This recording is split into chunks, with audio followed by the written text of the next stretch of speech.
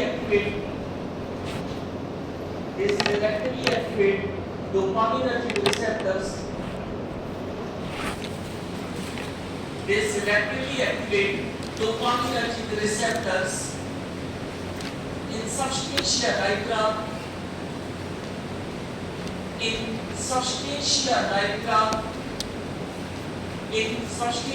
nigra, they selectively activate dopaminergic receptor in substantia nigra.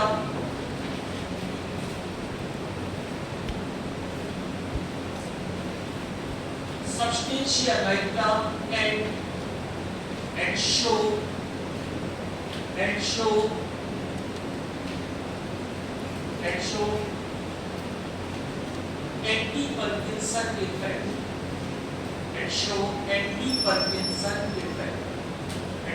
anti-Parkinson effect. बेटा ये क्या करते हैं एर्गोट डेरिवेटिव्स, ये सब्सटेंशियल डायग्राम है, हमने देखा था चार्ट में, ये सब्सटेंशियल डायग्राम में सेलेक्टिवली टारगेट करते हैं डोपामिनर्जिक रिसेप्टर्स। ये मतलब नहीं है डोपामिन के लेवल से, ये सीधा किसको टारगेट करेंगे, रिसेप्टर को, उसको एक्टिवेट करेंगे मतलब सीधा कौन सा मिल जाएगा, एंटी पार्किंसन। अब बेटा जितने भी एर्गोट डेरिवेटिव्स हैं इनका सबसे बड़ा साइड इफेक्ट या सबसे बड़ी लिमिटेशन आप बोल सकते हैं, ये पेरिफेरी में ब्लड वेसल्स को कॉन्स्ट्रिक्ट करते हैं। जब आप कोग्नोसिस में पढ़ेंगे, जब हम एएनएस में आप डिस्कस करेंगे, तो ये क्या करते हैं बेटा, ब्लड वेसल्स को कॉन्स्ट्रिक्ट करते हैं, वेसो कॉन्स्ट्रिक्शन शो करते हैं। अब जब ये एक्सट्रीम का होगा तो क्या प्रॉब्लम आएगी समझो बेटा, जैसे मान लो इस एरिया में मुझे ब्लड वेसल्स कॉन्स्ट्रिक्ट हो रही है, मतलब इस एरिया में ब्लड सप्लाई प्रॉपर नहीं रहे, और अगर ब्लड सप्लाई प्रॉपर नहीं रहेगी तो क्या होगा, अगर प्रॉपर ब्लड सप्लाई नहीं होगी तो पहले क्या होगा, दर्द का एहसास, पेन, फिर धीरे धीरे बेटा यहाँ पर क्या आने लगेगी, स्वेलिंग। और बेटा अगर ब्लड की सप्लाई नहीं हो रही है मतलब किसकी सप्लाई नहीं हो रही है, ऑक्सीजन। अगर प्रॉपर ब्लड की सप्लाई नहीं हो रही है तो ऑक्सीजन की सप्लाई नहीं हो रही, मतलब इस एरिया में प्रॉपर क्या नहीं पहुंच पाएगा, ऑक्सीजन, मतलब ये एरिया सड़ने लगेगा।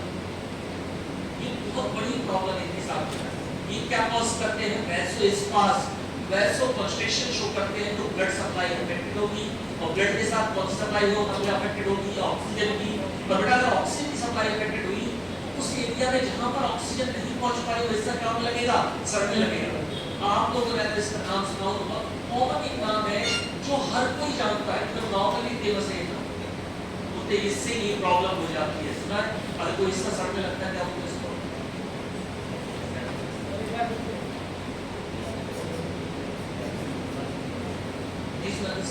सभी ने सुना है, जब कोई पार्ट बॉडी का सड़ने लगता है, खराब होने लगता है, क्या होता है,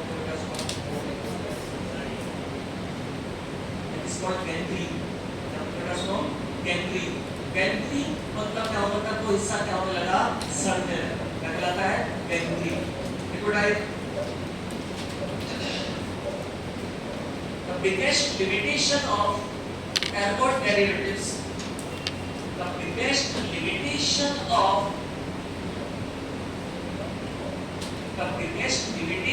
of ergot derivative is because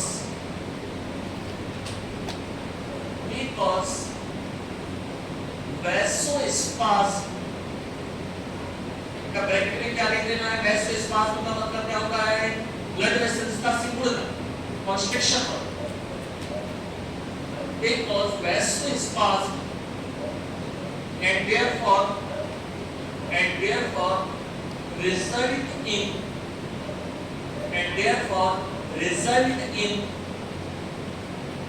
gangrene.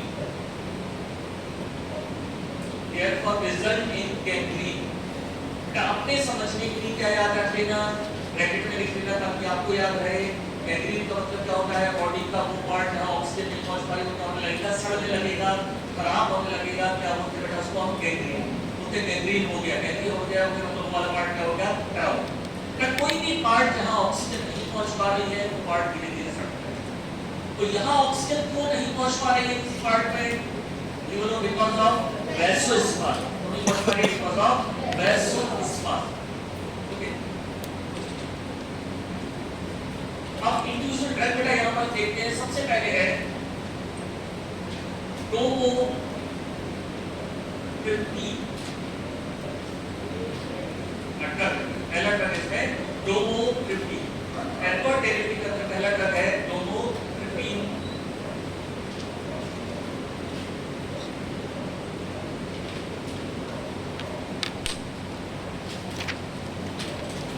This is potent D2 agonist. Bromo-15 is potent D2 agonist. This is potent D2 agonist. Means main काम कहाँ करेगा बेटा? D2 receptor. जहाँ पे आपका नॉर्मली डोपामिन काम कर रहा था वहीं पर काम करेगा आपका ब्रोमो-15। इसका मेन इफेक्ट कहाँ पर बेटा? D2 agonist का वहाँ पर ये काम करेगा। Okay. This can also used, अच्छे से बात कर लेना। एक क्वेश्चन आ चुका है 2018 में। This can also be used in treatment of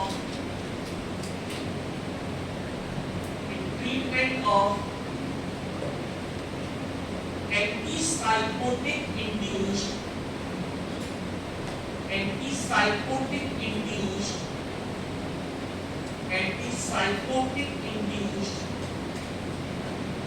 hyperprolactinemia। हाइपरप्रोलैक्टिनेमिया। जितने लोग बेटा एंटीसाइकोटिक वाला चैप्टर पढ़ चुके हैं मुझे इस चीज को समझाएं। ये ऑलरेडी हम कई बार हमने ये डिस्कस किया है। एंटीसाइकोटिक्स का काम क्या रहता है? B2 रिसेप्टर को एंटागोनाइज करना। और बेटा वो B2 रिसेप्टर को एंटागोनाइज करके ब्लड में प्रोलैक्टिन के लेवल को बढ़ाते थे। उस साइड इफेक्ट को क्या बोलते थे? हाइपरप्रोलैक्टिनेमिया। या तो बेटा कोई साइड इफेक्ट अगर B2 रिसेप्टर को एंटागोनाइज करके आ रहा है तो उसको हम रोक कैसे सकते हैं? B2 एगोनिस्ट का कोई साइड इफेक्ट अगर किसके आ रहा है? B2 एंटागोनिस्ट है तो उसको कम कैसे किया जा सकता है? B2 agonist. यही क्वेश्चन पूछा गया था 2018 में। क्वेश्चन आया था कि अगर हाइपरप्रोलैक्टिनेमिया हुआ है किस कारण? एंटीसाइकोटिक के कारण तो आप क्या दोगे? ब्रोमोग्राफिन। ये आंसर था बेटा उसका ब्रोमोग्राफिन। लेकिन बेटा आपको याद रखना है ये क्यों देंगे? तो देखिए बोलो ये क्या है? B2 agonist. और प्रॉब्लम किसके कारण आई थी? एंटागोनिस्ट। प्रॉब्लम आई थी एंटागोनिस्ट के कारण। और ये बेसिकली क्या है? B2 agonist. तो दो यूज हो गए बेटा ब्रोमो-15 के। पहला यूज क्या हो गया? Anti Parkinson. दूसरा हो गया कहां पर हो गया? एंटीसाइकोटिक के साइड इफेक्ट को कंट्रोल करना। नेक्स्ट आता है आपका एल्कोहल डेरिवेटिव ही नेक्स्ट है पर्बोलाइन। सेकंड टेस्ट में पर्बोलाइन। एल्कोहल डेरिवेटिव में नेक्स्ट का गया आपका पर्बोलाइन। PRGOLID पर्बोलाइन। डीएल से आपके जो तीन प्रकार में इसमें ब्रोमो-15 पर्बोलाइन लिसुलाइन। बड़ा इसमें वर्ड्स को आ गया पर्बोलाइन। पर्बोलाइन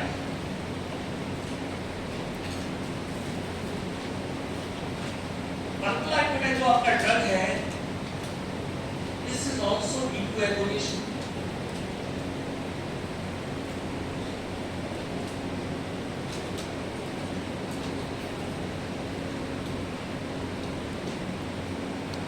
पर्बोलाइन के साथ बेटा एक और बड़ी प्रॉब्लम है।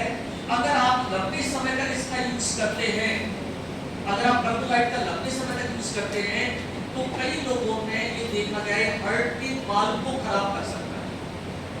किसकी प्रॉब्लम आ जाती है? वाल्व की प्रॉब्लम आ सकती है।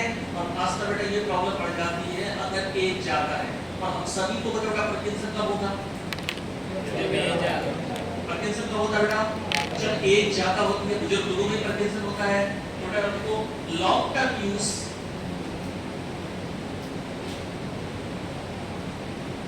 long-term use may cause cardiac, valvular defects. Long-term use may cause cardiac, valvular defects, cardiac valvular defects, long term use का पास करते हैं कार्डियक वाल्वुलर। वाल्वुलर वर्ड याद रखना, वाल्वुलर मतलब किससे रिलेटेड है? वाल्व से। वाल्व को खराब कर देते हैं उसे क्या बोलते हैं? Valvular defects. मतलब बेटा क्वेश्चन बाकी कैसा बन सकता है कि आपको कार्बोलाइट को नहीं देना है, हार्ट पेशेंट इसको नहीं देना है, जो ऑलरेडी हार्ट पेशेंट है तो उसको आपको कौन सा ड्रग नहीं देना है? कार्बोलाइट नहीं देना। नेक्स्ट आता है यूसुराइड।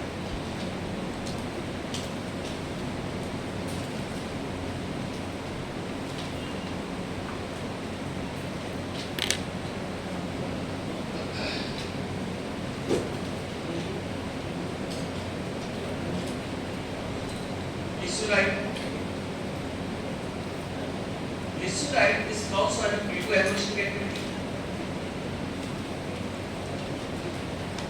This is also an agonistic activity. Lyseride.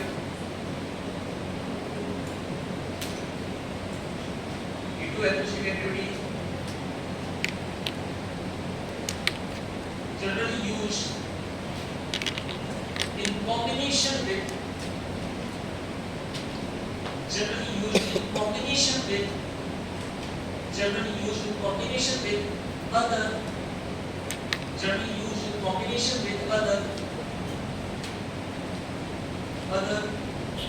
anti-Parkinson drugs. अब बेटा जितना आपने लिखा है अब उन पॉइंट को मार्क कर लो जहां से क्वेश्चन बनेगा। जो सबसे इंपॉर्टेंट पार्ट है, सबसे पहला पार्ट एल्बर्ट डेरिवेटिव का यूज क्यों अवॉइड करते हैं पार्किंसन में? ये बेटा जो सब जगह लागू होगा, दे मे कॉज गैंग्रीन। अच्छे से बात करो बेटा, जहां पे गैंग्रीन लिखा है दे मे कॉज गैंग्रीन, पूरी कैटेगरी को ही अवॉइड किया जाता है पार्किंसन में। दे मे कॉज गैंग्रीन, क्या कॉज करते हैं बेटा? वो गैंग्रीन कॉज करते हैं। ठीक है, अगला पॉइंट बेटा यहां से क्वेश्चन बनेगा, ब्रोमोक्रिप्टीन का use. Bromocriptine antipsychotic induced hyperprolactinemia. तो हाइपरप्रोलेक्टिनिमिया किसके कारण हुआ था?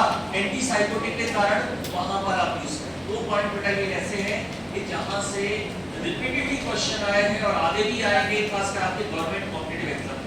अच्छे से बात कर लो उसको, ऐसे क्वेश्चन को सीधे बनते हैं। अब आते बेटा नॉन एल्बर्ट डेरिवेटिव्स।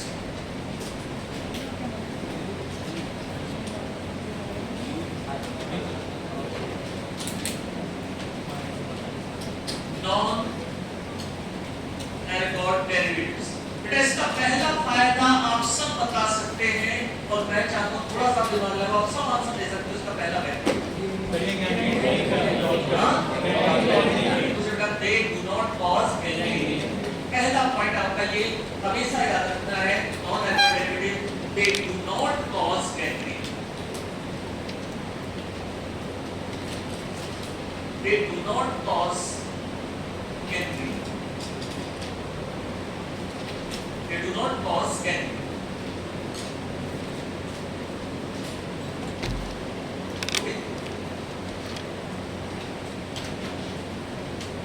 दूसरा, they are comparatively longer acting. They are comparatively longer acting. बेटा कंपेयर हम किससे कर रहे हैं? एल्बर्ट डेरिवेटिव से कंपेयर कर रहे हैं। एल्बर्ट डेरिवेटिव से they are comparatively longer acting. They are comparatively longer acting. They preferred over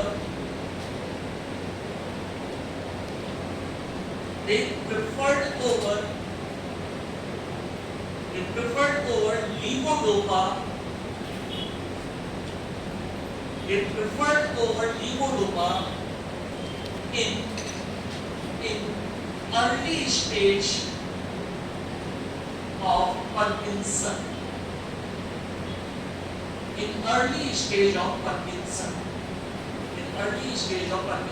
बेटा डॉक्टर बोलते हैं कि जब पार्किंसन की शुरुआत हुई, आपका स्टार्ट हुआ है, आप बड़ी मूव नहीं कर पा रहे, तो पार्किंसन की शुरुआत हुई है, तो शुरुआत से कॉन्सेंट्रेट कर दो लिवोडोपा।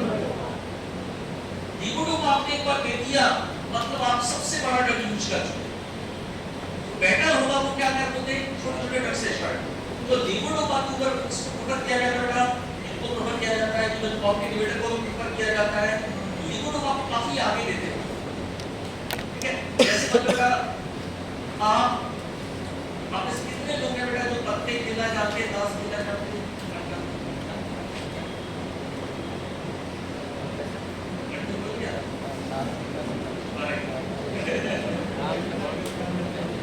आप लोग जितना लोग खेलना जानते हो जानते बेटा कि जो सबसे इम्पोर्टेंट जो रुकता पत्ता रहता है उससे बात नहीं करता, बात नहीं अगर खर्च कर दो तो गेम खराब हो जाए।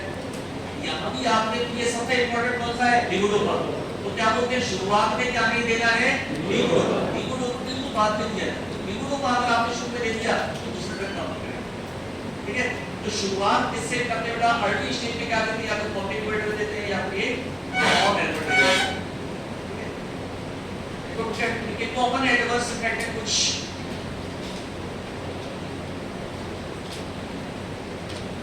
नॉन एल्कोहलिक डेरिवेटिव्स के कुछ कॉमन एडवर्स इफेक्ट्स हैं। इसमें से एक बेटा जो बहुत कॉमनली देखने को मिलता है वो है डे टाइम स्लीपीनेस। दिन के टाइम बहुत ज्यादा नींद आती है, day time sleepiness.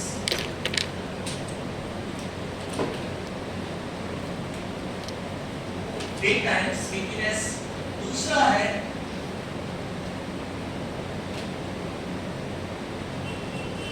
Psychiatric phenomena. Psychiatric phenomena कई बार आदमी पागलों जैसी हरकत करने लगता है, साइकेट्रिक फिनोमेना। कई बार एजुकेटिव बातें करने लगता है, पागलों जैसी हरकत करने लगता है।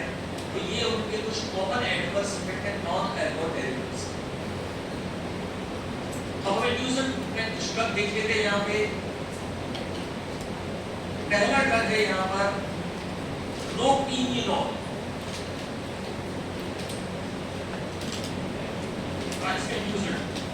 रोपिनिनॉल, रोपिनिनॉल। This is B2 B3 agonist. B2 B3 agonist.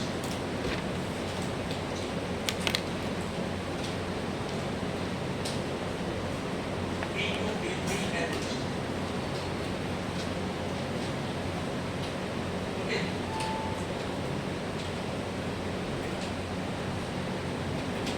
Parkinson के अलावा बेटा इसका एक और जगह यूज है, also used in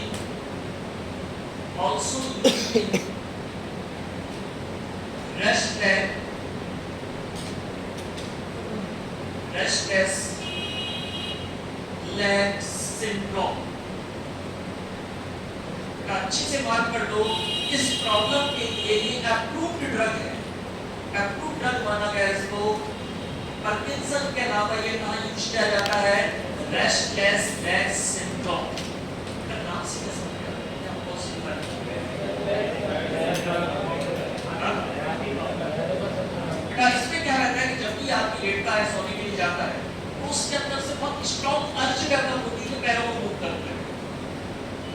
मतलब आदमी जैसे लेटा आराम करने गया, उसको अंदर से बहुत गहरी इच्छा होती है तो पैर मूव कर दे, वो पैर मूव करने लगता है और वो पैर मूव रात भर करता है। तो बेटा इसको उन्होंने एक तरह से कौन सी कैटेगरी में रखा गया, इंसोम्निया। क्योंकि बेटा आदमी अगर पैर मूव करता रहेगा तो सबसे बड़ी प्रॉब्लम उसको गहरी नींद, या पैर मूव करता रहेगा तो उससे कभी बॉडी आपको मूव करे। जैसे आप लोग कभी अगर ट्रेन में जाए तो आपको लगेगा कि रात भर आप अच्छे से सोए, लेकिन बॉडी क्या कर रही है, मूव कर रही है। तो आप अगले दिन जब उठते तो वैसा आप बिल्कुल रेस्ट नहीं करते जैसे घर में या कहीं एक स्टेबल जगह, क्योंकि बॉडी क्या कर रही है, लगातार मूव कर रही है। बट यहाँ पे लगातार आदमी क्या करता रहता है, पैर हिलाता रहता है, पैर मूव करता रहता है। इसी पर हो जाता है रेस्टलेस लेग सिंड्रोम। इसके लिए अप्रूव्ड ड्रग उन्होंने इसको बना है रोपिनिनॉल, जो अप्रूव्ड ड्रग इसको बना है, इसका यूज किया जाता है रेस्टलेस लेग। आपने देखा है, किसी ने देखा है? देखा होगा लोग पैर पटकते रहते हैं रेस्ट कंडीशन, मतलब कभी या तो लेटेगा आराम से, ठीक है। कई लोगों की तरह की आदतें रहती है, वो आदत रहती है जो खड़े होकर ऐसे ऐसे करते रहते हैं। अब तो क्या है कि मेरे दुनिया का तू तो हिंदी जैसे बात करते हैं, अरे सर क्या बताया यार, उसका नाम है जफ्ती रेडी था, हाई एनर्जेटिक, मतलब इतना एनर्जेटिक था बिल्कुल, मतलब इतना परेशान कर रहा था। जैसे एग्जाम के टाइम आएगा, पढ़ाई कर कर अब कल मेरा एग्जाम है, हम बात करूं कल मेरा एग्जाम सर क्या हुआ, कल ऐसा हुआ है, इतना अरे सर क्या मैं ज्यादा बोलता हूँ, क्या मैं सब नहीं बोलूंगा, मैं बोलूंगा ही क्यों, मेरे मुंह से शब्द ही नहीं निकलेंगे, ये उसने जस्टिफाई करने के लिए आधा घंटा बोलता सोचने में कैसे चुप रहेगा, फिर वो चालू उसको तो कभी ऐसा लगता नहीं था कोई ज्यादा बोल। तो कई लोग ऐसे रहते हैं कि बॉडी मूव करती रहती है, मतलब एक अलग अलग पर्सनालिटी रहती है, ये एक बीमारी। अगर किसी को भी एक बीमारी है, आप ऑब्जर्व कर रहे हैं तो पता लगे कई लोग पैर में चलाते हैं तो दिक्कत रहती है, लेकिन ये जैसे मैं जब ये तैयारी कर रहा था कि बैठ की तो पीठ की तैयारी कर रहा था, तो शाम को 6:30 बजे से 7 बजे तक पढ़ता था, तो रात के टाइम में देख रहा हूँ 2 बजे के आसपास ऑब्जर्व करने बड़ा मजा आता है लोगों तो आपकी याद सर सो रहे हैं, इस तरह हमारे नेवा सर के सो रहे हैं, इस तरह सब याद सब होता है। बड़े ऐसे एजुकेशन चीजें मतलब कि मैंने एक बार उनके कान में वो क्या था वो दिलदा बोलते हैं उसमें गेहूं में जो रहता है, तो रात को 2 बजे हमने आसपास उठे, हमने दिलदा को देखा, उसको 4-5 गालियां दी, हिंदल गालियां दी, उसको फेंका और सो गए। मैं देख रहा हूँ बोला मेरे साहब उसको गाली दे रहे थे, अरे यार ऐसा थोड़ी है, नहीं सर बिल्कुल नहीं बोल रहा हूँ। अच्छा एक बार वो काम करते थे कि वो पैर बहुत हिलाते थे, तो एक बार देखा उन्होंने ऐसा पैर उठाया नीचे गिरा, काफी ऊंचा पैर उठाया नीचे गिरा, तो ऐसे से मुद्दे जा और फिर ऐसा उठाया और नीचे गिरा, जो बगल में नेवा सर सो गए तो उनके पेट पे आई करके उठे, उनने मेरी तरफ देखा और फिर इतनी दूर कोने में जाके सो गए, जो मतलब मानते नहीं थे कि वो इस तरह से करते हैं। सुना है वो उसे लगता है ये नहीं मानता है कराटे लेकर, तो ऐसे लोग रहते हैं ट्रेन में सबसे ज्यादा झगड़े होते देखते हैं। एक आदमी जो अंदर कराटे ले रहा था, उसके बगल वाली उस तरफ वाली बंद, सेकंड एसी में ये ज्यादा दिक्कत रहती है कि बाहर की आवाज तो आनी है, अंदर की आवाज, तो रात को 2 बजे उस समय सारे लोग क्या हो आप तू सोएगा का मैं सोऊंगा आपकी रिपीट हो जाता है।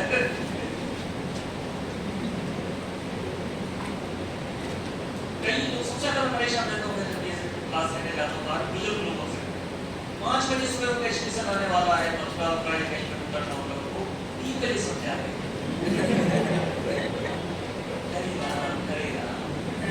जय श्री कृष्ण, और फिर भजन चालू हो जाएंगे, चलो देखो आगे आगे अभी कई लोग में समझाते हैं 2 घंटे दूर है, लेकिन पुराना अनुभव रहता है, ऐसा ना सोते हुए रह जाए दिल्ली पहुंच जाए।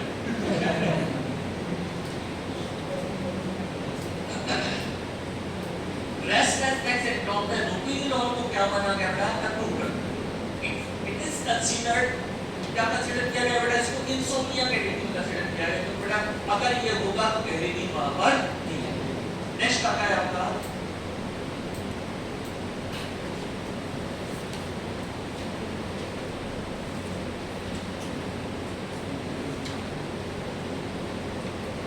Grammy Benson,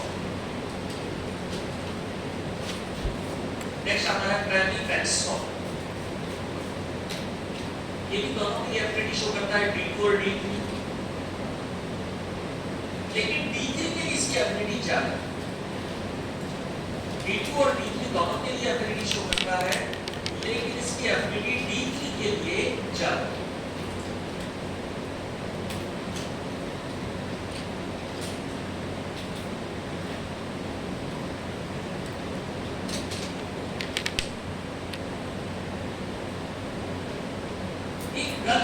से अलग है, लेकिन उसका यूज काफी इंपॉर्टेंट है और आप ध्यान से देखना बेटा क्या इंपॉर्टेंट है इसका यूज हो सकता है। ड्रग है एपोमॉर्फिन। एपोमॉर्फिन, एपोमॉर्फिन इज D4 agonist। ये प्योर D4 agonist है, ये D2 D3 से बाइंड नहीं होता है। अब आप बताओ बेटा इसका उपयोग कहां पर हो सकता है, आप सबको पता है, पूरा समझ लेना। D2 life receptor, D2 life receptor, last class से रिलेट करो। D2 लाइफ रिसेप्टर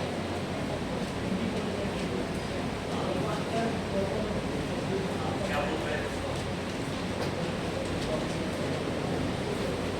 ये लास्ट क्लास में पढ़ा था, ये गुरु का देखो।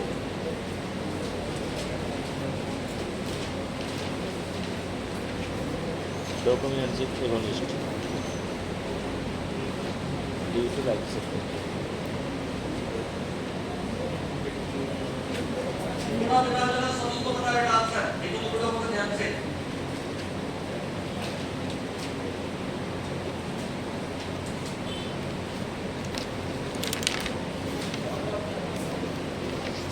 तो है एक मैं पूछ रहा हूं उपयोग कहां होगा इसका, हां हां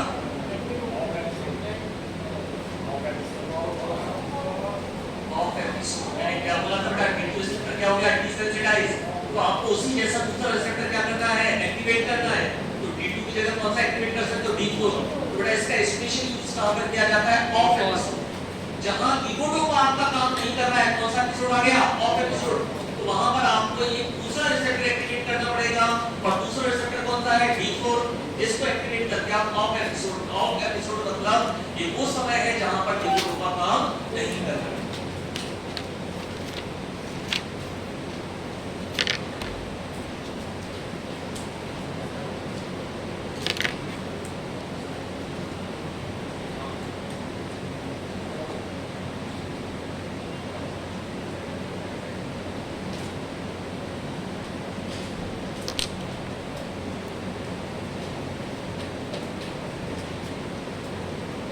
एपोमॉर्फिन बेटा जैसा मैंने लिखा है इसको दोबारा से लिख लो।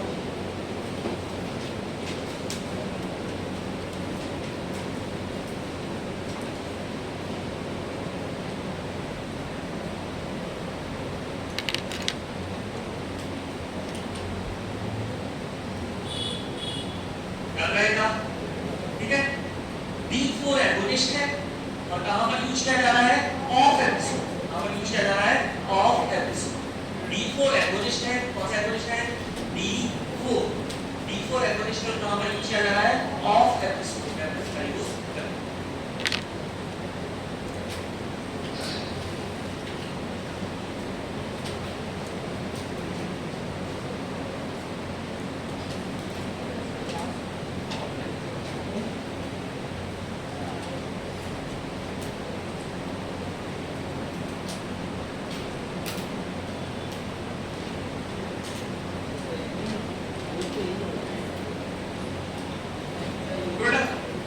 ये हो गया हमारा डोपामिन का डिटेक्शन वाला पार्ट। नेक्स्ट देखो dopamine facilitator.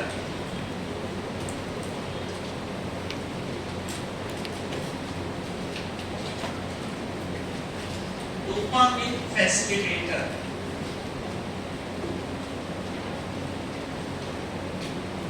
Dopamine facilitator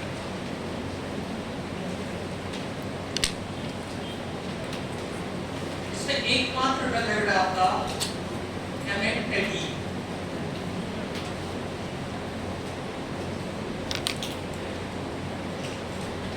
drug कौन सा आपका, amantadine. This is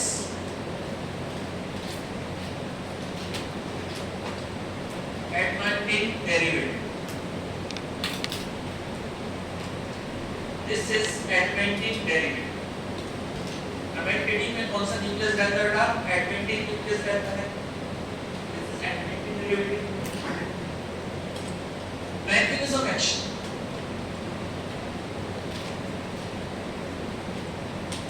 main mechanism of action क्या है बेटा, हमने पहले भी बात की थी।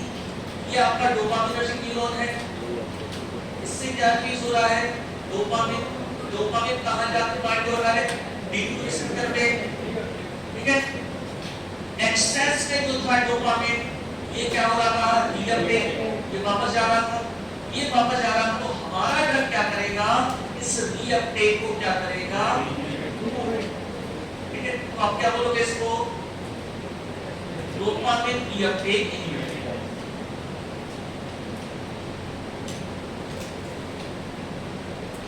क्या बोलोगे, dopamine reuptake inhibitor. This is dopamine reuptake inhibitor.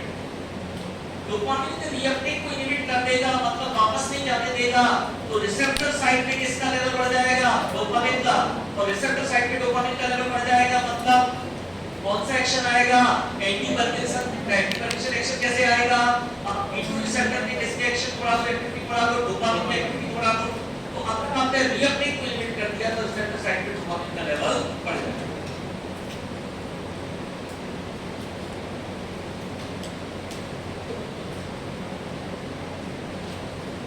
Next student, this is also having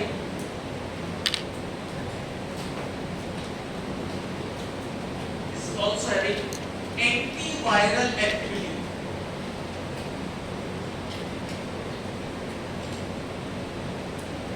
This is also having antiviral activity.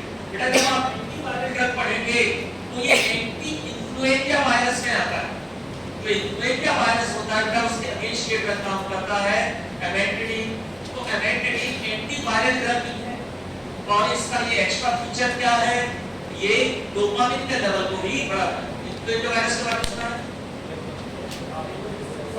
देखिए उस नहीं होगा आई ना उसका लिखा है इन्फ्लुएंजा वायरस, ठीक है।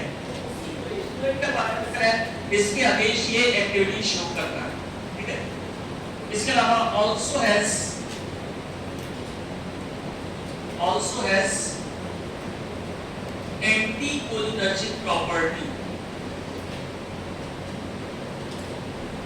also has anticholinergic property। बेटा ये चीज भी यहाँ पर बेनिफिशियल है हमारे लिए, याद करो बेटा। अगर एंटीकोलिनर्जिक इफेक्ट दे रहा है तो भी हमारे लिए क्या है बेटा, ये बेनिफिशियल है। कहां पर, पार्किंसन में। हमने क्या पढ़ा बेटा, पार्किंसन में डोपामिन के लेवल को बढ़ाना है, एसिटाइलकोलिन की एक्टिविटी को कम करना है। यहाँ पर भी हमारे लिए क्या है, ये बेनिफिशियल। और भी इसके कुछ इफेक्ट है बेटा जो हमें अगले चैप्टर में काम में आए।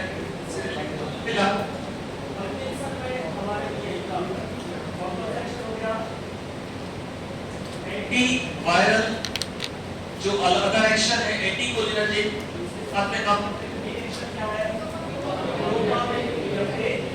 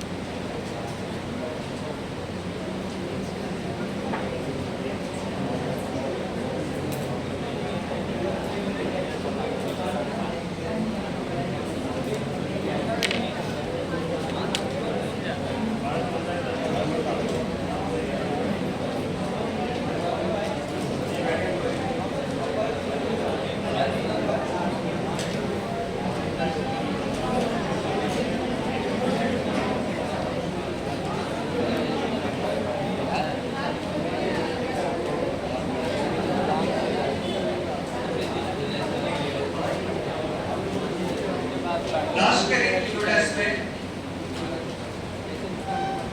Central anticholinergics, brain compacting cholinergic system में central anticholinergics. Central anticholinergics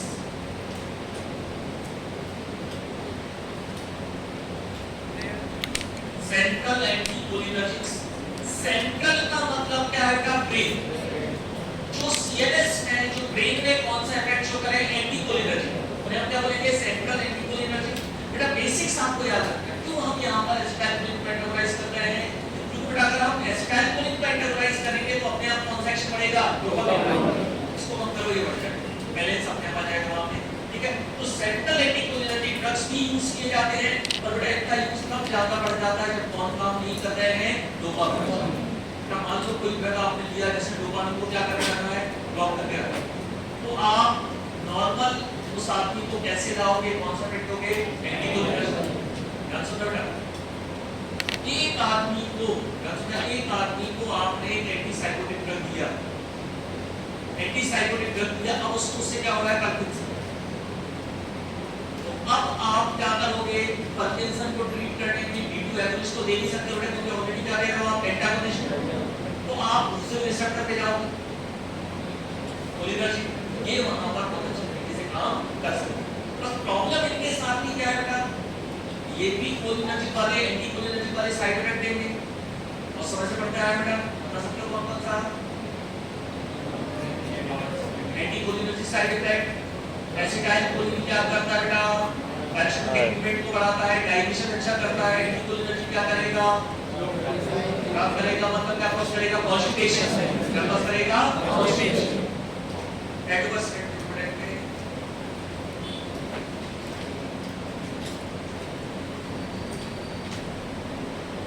adverse effect क्या रहेगा, पहला कॉन्स्टिपेशन,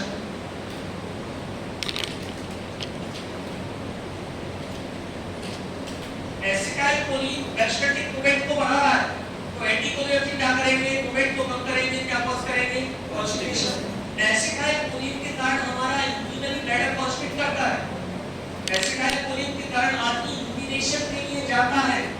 लेकिन अगर आपने एंटीकोलिनर्जिक इफेक्ट देखा तो क्या हो जाएगा बेटा, यूरिनेशन नहीं हो पाएगा, मतलब क्या हो जाएगा, urinary retention.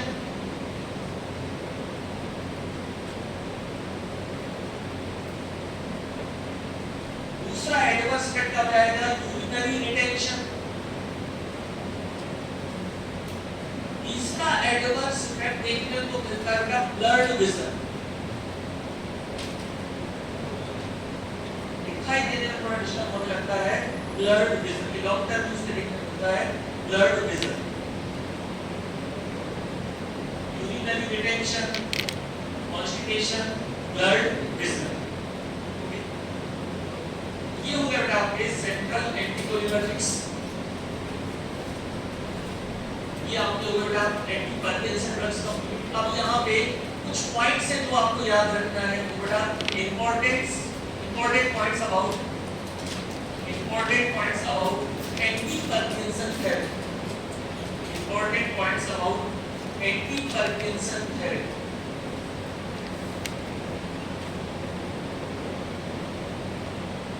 important points about anti-Parkinson therapy। पहला पॉइंट है बेटा, पहला पॉइंट को no anti-Parkinson drug, no anti-Parkinson drug, no anti-Parkinson drug affect, no anti-Parkinson drug affect basic pathology of Parkinson, basic pathology of Parkinson। They only provide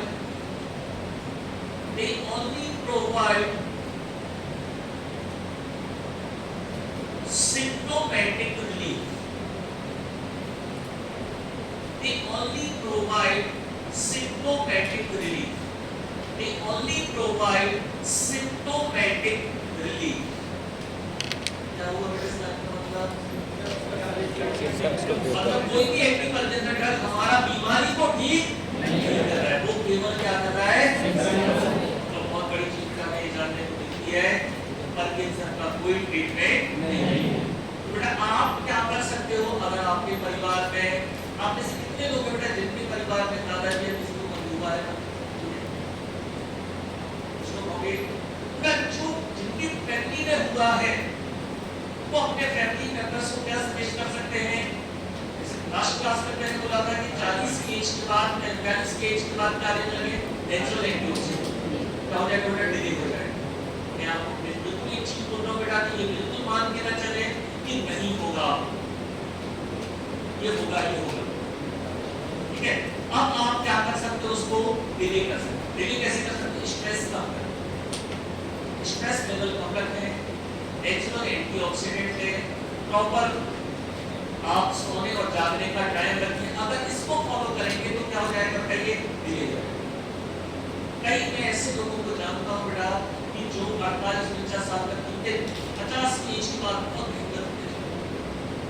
कई मेरे relative ऐसे हैं, उन्होंने मुझे बोला, मैंने उनसे बोला कि इसका कोई इलाज नहीं है, थोड़ा लगा हो गए यहाँ वहाँ सबके खाते वापस आ गए।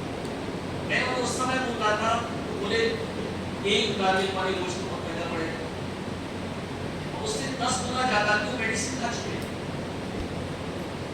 उस समय आदमी को महंगा लगता है, लेकिन बेटा बाद में आपको लगता है कि फिर एक कंडीशन अगर ये चालू हो गई तो दवाई नहीं पहले रोका जा सकता है, लेकिन ये चालू हो गई मतलब न्यूरॉन क्या हो गए, कुछ चीजें हैं एक्चुअली आप कर सकते हैं। तो आपको सबसे पहले तो ये मेंटली प्रिपेयर रहना है कि अगर घर में है किसी को तो 90% चांस है कि हमें होगा एक एज का, लेकिन हम अवेयर हैं तो हम उसको क्या कर सकते बेटा, डिले कर सकते। 65 की एज के बाद 70 में हो एडल्ट एज पर चला करना।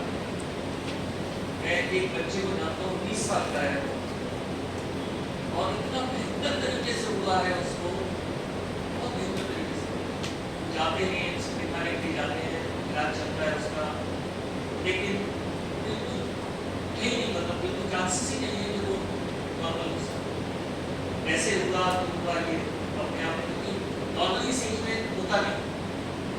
आगे में डिजीज के बारे में पढ़ेंगे, Alzheimer that is also neurodegenerative disorder कहता है। वो भी बेटा नॉर्मली पर्टिकुलर एज के बाद होती है। आप कहीं ऐसे देखेंगे फेमस एक्टर एक्ट्रेस ने बहुत कम एज में अल्जाइमर हो गया, तो एक टॉप क्रूज का अल्जाइमर हो गया, ठीक है। तो नॉर्मली बेटा अगर स्ट्रेसफुल आपकी लाइफ नहीं है तो एक पर्टिकुलर एज के बाद भी होता है। हाँ, लेकिन अब स्ट्रेस की बेटा तो ये नहीं कि काम का स्ट्रेस, हम स्ट्रेस कैसे जनरेट करते हैं, 2 बजे तक बिना कारण से जग रहे हैं, कोई कारण नहीं, ठीक है। और फिर सुबह फिर हमारे सुबह साइंस काम करता है भाई 8 घंटे नहीं तो नींद पूरी नहीं हो पाती, 8 घंटे नींद तो चाहिए।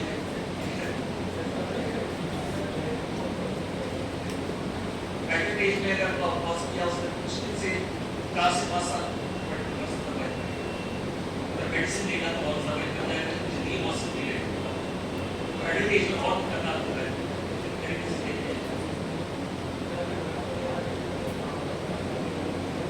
बेटा हमने पहले लाइन नहीं किया पढ़ती, इसको अफेक्ट नहीं करता बेटा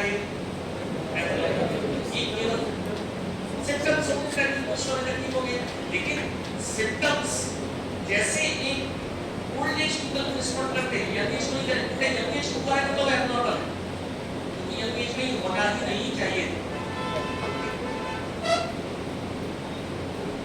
नेक्स्ट पॉइंट है बेटा, बहुत इंपॉर्टेंट पॉइंट जो आप देख रहे हैं, केवल एग्जाम के लिए नहीं, आपकी बेसिक अवेयरनेस के लिए बहुत जरूरी पॉइंट है। देखो, it is always better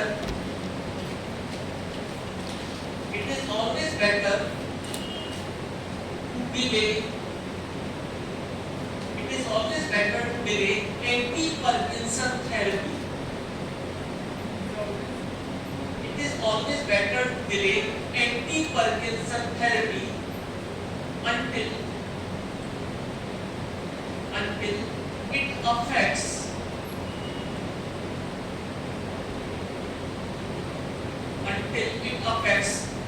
daily routine life. Until it affects daily routine work या daily routine life. उस पॉइंट को मतलब क्या होगा? जब तक आपको लग रहा है, जैसे बेटा शुरुआत में लास्ट क्लास में क्या से बोला था कि आप जैसे अगर मैं राइट हैंडेड हूँ तो मैं अपने आप लेफ्ट हैंड का ज्यादा यूज करूँगा। ये इनिशियल सिम्टम्स मुझे शुरू हुआ था एट द एज ऑफ 35। मैं देखते देखते अचानक से मेरा यहाँ चक्कर जाता था, क्लास लेना तो मुझे लगता था तब क्लास लेगा।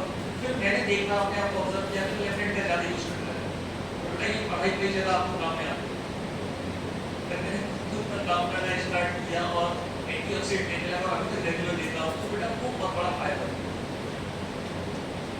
ये हमेशा आप डिले कर सकते हैं, क्योंकि एक बार अगर आपने तो कब तक डिले करना है, जब तक आप बिल्कुल बहुत बुरे तरीके तब तक आपको दवाई नहीं लेनी चाहिए। वो क्या बोल रहे हैं, एंटी पार्किंसन थेरेपी को आप डिले करो जब तक कि आपको डेली रूटीन को ये affect. Next part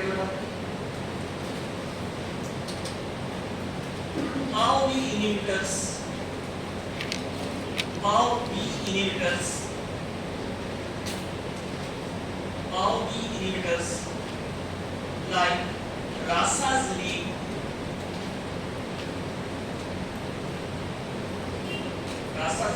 and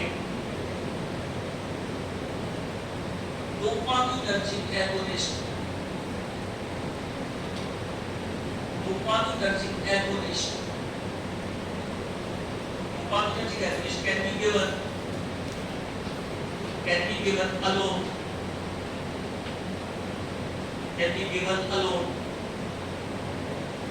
in early stage of Parkinson.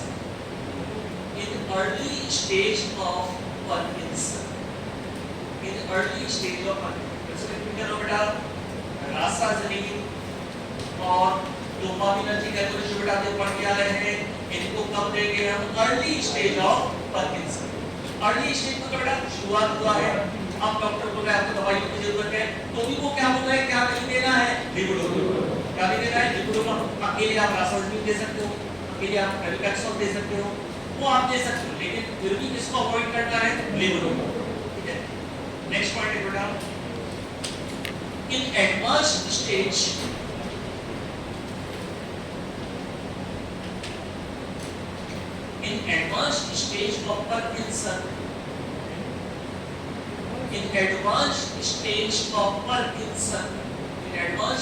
of Parkinson, combinations like levodopa plus MOP inhibitors plus dopaminergic agonist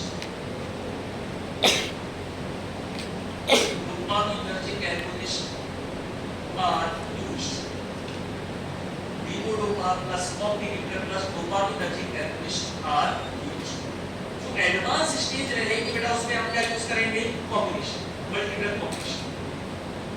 बेटा कोई थेरेपी वो क्या बोल रहे हैं, शुरुआत में ड्रग नहीं देना है, ठीक है, फिर अर्ली स्टेज में क्या देना है, या तो अकेले रासायनिक दे दो या अकेला डोपामिनर्जिक, फिर क्या दे दो बेटा, लिवोडोपा के साथ कार्बिडोपा दे दो। लेकिन अगर बहुत एडवांस स्टेज में पहुंच गया तो combination, levodopa MOP inhibitor dopaminergic agonist, levodopa MOP inhibitor dopaminergic agonist, ठीक है। तो इस तरह के ड्रग आप दे सकते हैं कॉम्बिनेशन। देखिए ये कब देंगे बेटा, एडवांस होगा, इससे क्या हो जाएगा, आपको टाइम मिल जाएगा। समझ बेटा 50 या 55 की एज में स्टार्ट हुआ थेरेपी, तो इस तरह के अगर आप स्टेप वाइज ये थेरेपी चला रहे हैं 12-15 साल निकल जाएंगे, तो 70 साल की एज तक ऐसा रहेगा कि आदमी कर सकता है अगर प्रॉपर तरीके से चला। अगर आप ऐसे डॉक्टर के पास बैठ, डॉक्टर ने पहली बार में ये दे दिया कॉम्बिनेशन, 3 दिन बाद ही आपको अच्छा लगने लगा, तो अच्छा लगने लगा मेडिकल कॉम्बिनेशन, तुरंत आपको रिलीफ मिलेगा, लेकिन उसके बाद के जो इफेक्ट रहेंगे वो बेहतर रहेंगे। अब आपके पास कुछ कर यूज कर लिया आपने ब्रह्मास्त्र, आपका कुछ नहीं है, आपकी हालत पढ़ के जैसे होती है, ब्रह्मास्त्र किसके ऊपर यूज कर लिया था, घटोत्कच के ऊपर, आप अर्जुन के हाथों मारा जाना गया था। तो यहाँ पर भी ऐसा ही है कि आप अगर एक कॉम्बिनेशन शुरुआत में यूज करते हैं तो आपके पास बाद में कुछ भी अवेलेबल नहीं। लास्ट पॉइंट बेटा ऑलरेडी हमने बात की, ड्रग हॉलिडे। पहले बेटा इसका काफी यूज किया गया 90s में, 90s 2000 तक कुछ यूज किया गया, ड्रग हॉलिडे बोला जाता है। ड्रग हॉलिडे बेटा 4 to 21 days ये पीरियड कहलाता है ड्रग हॉलिडे, जब आप दवाइयां नहीं देते, पेशेंट्स को आप दवाइयां नहीं देते थे, इस तरह से क्या बोला जाता है, drug holiday is not used now, is not used। आजकल बेटा हम ये रिस्क नहीं लेते हैं drug holiday. Highway is not used. आजकल आपको ये बिल्कुल भी रिस्क नहीं लेनी है, ठीक है। डॉक्टर पहले रिस्क लेके देखते थे कि 4 दिन 5 दिन बिना ड्रग के रहने दो, लेकिन बेटा उसके बाद पेशेंट की इतनी बुरी हालत थी कि वो पहले से ज़्यादा बुरी कंडीशन हो। तो आप ये बोलते हैं कि जब तक है चलती रहेगी, या तो हमें स्टार्ट नहीं करनी है, और स्टार्ट करनी तो बंद नहीं करनी है जब तक कि आदमी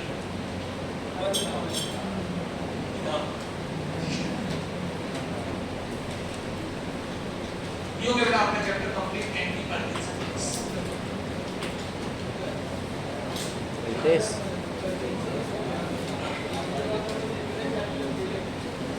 अगर पार्किंसन स्टार्ट हो गया है तो कम से कम अगर आप एंटीऑक्सीडेंट ले रहे हो, नॉर्मल लाइफ अगर आप लाइफ के रूटीन में थोड़ा चेंज कर देते हैं तो 5 से 6 साल तक तो बिना दवाइयों के डिलीट कर सकते हैं। दवाई लेने के बाद बेटा अगर प्रॉपर जो मैंने आपको बताया कि इसके बाद ये लेने से कम से कम 15 साल आप चल सकते हैं अगर प्रॉपर तरीके से वो ले रहा है। लेकिन डॉक्टर को इसी को फॉलो करना पड़ेगा, जो भी आपका न्यूरो वाला डॉक्टर है उसको किसको फॉलो करना पड़ेगा। शुरुआत में कोई एक एगोनिस्ट या कॉम्बिनेटर, फिर उसके बाद में लीवोडोपा के लाभ, फिर लीवोडोपा के साथ में कॉम्बिनेशन, फिर कॉम्बिनेशन को पढ़ाते हैं। लेकिन अगर इस प्रॉपर साइकिल को फॉलो नहीं किया तो दिक्कत। न्यूरो वाले केस में बेटा आप कोशिश करो तो सबसे महंगा डॉक्टर उसके पास जाओ। इसलिए बोल रहा हूँ न्यूरो वाले केस में कि जो महंगे डॉक्टर रहते हैं बेटा उनके ऊपर वो दबाव नहीं रहता है कि दवाइयाँ निकाल दें, वो आपको फालतू की मेडिसिन नहीं देगी, शुरुआत में दे रहे हैं, ठीक है। और आपने सोचा कि इसी डॉक्टर को दिखा देते हैं तो वो फिर क्या करेगा, जो मन में जो दवाइयाँ आएंगी वो सब देगा, कोई प्रॉब्लम। जो आप अपने एरिया में देखते हो तो बेस्ट न्यूरो वाला डॉक्टर है, तो प्रैक्टिस अच्छी हो जिसकी, केवल प्रैक्टिस पे काम चल रहा है, क्योंकि आपको बेसिक चीजों पे क्या पढ़नी है, कोई ट्रीटमेंट नहीं, मतलब प्रैक्टिस कर चुका हो तो सिम्टम्स के आधार पे अपने तो उनके डिसीजन रहते हैं। डॉक्टर्स उनके डिसीजन रहते हैं, उसमें ऐसा नहीं रहता है कि कोई किताब का पढ़ा हो, किताब का पढ़ लिया हमने प्रैक्टिस कर ली, बट उनके कुछ ऐसे डिसीजन रहते हैं जो कहीं कोई किताबों में नहीं मिलते, यार इस समय ये देना, इसी को बोलते हैं काफी अनुभव हो गया। जितना एक्सपीरियंस उनका बढ़ता जाएगा उतना बढ़िया तरीके से इलाज कर सकते हैं। जितने भी ये प्रॉब्लम है, एपिलेप्सी वाली प्रॉब्लम हो गई, पार्किंसन वाली प्रॉब्लम हो गई, या फिर आगे में अल्जाइमर वाली प्रॉब्लम, इसमें तुरंत दिखाना चाहिए डॉक्टर। तो डॉक्टर क्या सजेस्ट कर रहा है उसको बिल्कुल अक्षर से आपको फॉलो करना है। आप अपने हिसाब से नहीं कि आप 2 महीने से दवाई ले रहे हैं, आप अभी 2 दिन छोड़ दें, बहुत दिक्कत हो जाएगी कि ये बीमारियां दूसरी बीमारी जैसी नहीं है। कोई दर्द की जो प्रॉब्लम है, दिलों की प्रॉब्लम है, दूसरी बीमारी जैसी नहीं है। बाकी अगर आपके पास कोई वास्तव में ऐसा आदमी है जो आयुर्वेद की अच्छी नॉलेज रखता है, इससे बेटर ऑप्शन आपके पास हो सकता है। लेकिन बेटा कौन सा आयुर्वेद वाला जो वो आपके लिए बहुत जबरदस्त काम कर सकता है, लेकिन बेटा आप सही जानकार होना चाहिए। बहुत कम लोग जानकार मुझे है, क्योंकि आयुर्वेद में आज भी कई चीजें ऐसी हैं जिनका इलाज हमारे पास नहीं है।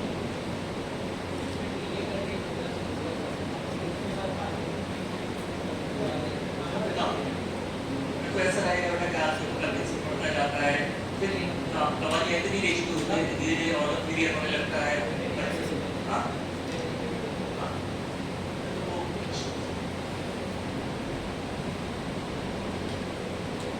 तो 15-17 साल की दवाइयाँ कोई खा ले, जिसने दवाइयाँ बनाई थी उसने क्या बोला, drug is a poison and it depends on concentration. मतलब सारे ड्रग क्या है, पॉइजन है।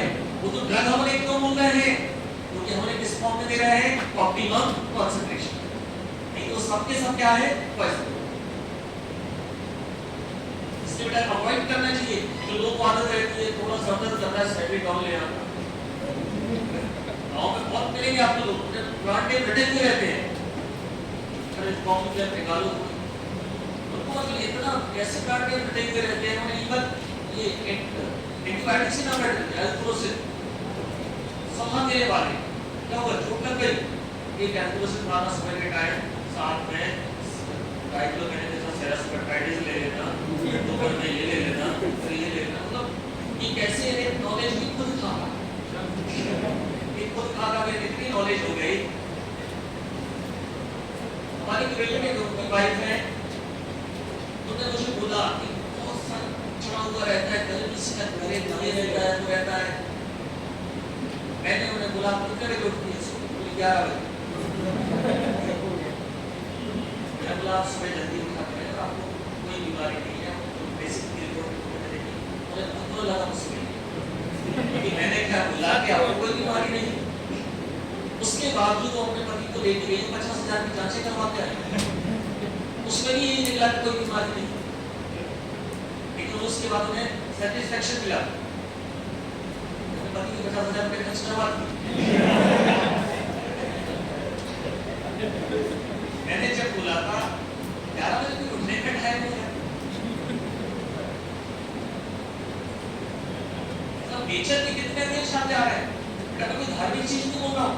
आप जब उठते हैं और जैसे ही आप सूरज की रोशनी में जाते हैं, सेरोटोनिन रिलीज होने लगता है, ऑक्सीटोसिन रिलीज होने लगता है, ये हार्मोन्स है, तो बेटा उसी समय निर्धारित कर लेते हैं कि लगभग 12 घंटे बाद गावा रिलीज होगा, तो आपको नींद आएगी। ये सब आपकी बायोलॉजिकल क्लॉक इनसे रहती है। इस बेटा सुबह के टाइम धार्मिक चीज अगर आप उसमें देखें, सनातन धर्म में देखें, तो सूर्य को जल चढ़ाना, इससे ईश्वर को देता है, ऐसा कुछ नहीं था। जब आप सूर्य को जल चढ़ाते हैं तो उसकी लाइट के कांटेक्ट में आके क्या रिलीज होता है, सेरोटोनिन। आप इतना खुश हैं, आप अच्छा फील करते हैं, ठीक है। वैसे नहीं, सूर्य भगवान को नमस्कार कर दिया बाद में, बस वो लगा के आगे पीछे बोला चलता है।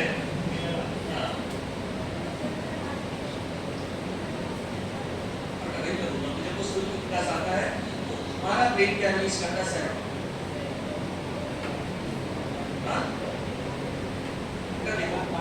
अगर हार्मोनल रिलीज प्रॉपर है तो बाकी सारी बायोलॉजिकल क्लॉक वही बन गई, वहां ये निर्धारित हो जाता है कि आपका घंटे बाद क्या रिलीज होगा, मतलब नींद आपको कितने घंटे बाद है। अब आप 12 बजे सो के उठे, मतलब रूल के अकॉर्डिंग, बायोलॉजिकल क्लॉक के अकॉर्डिंग अगले 12 घंटे बाद क्या रिलीज होना है, मतलब रात को 12 बजे के आसपास, ठीक है। और आप बोलोगे कि बॉडी ऐसी नहीं बेटा, आप जब तक आप स्वस्थ, जब तक आप अच्छी चीजों का आपको पता नहीं चलेगा, पता चलता है हमारे जब जाओ और दुरुपयोग किया जो शरीर का, वो पता चलता है बात पूरा एज में। फिर लोग बोलते हैं कि हमने तो सिगरेट को हाथ नहीं लगाया, हमने शराब नहीं पी, हमने ये नहीं किया, हमने वो नहीं किया, बोली बताओ क्या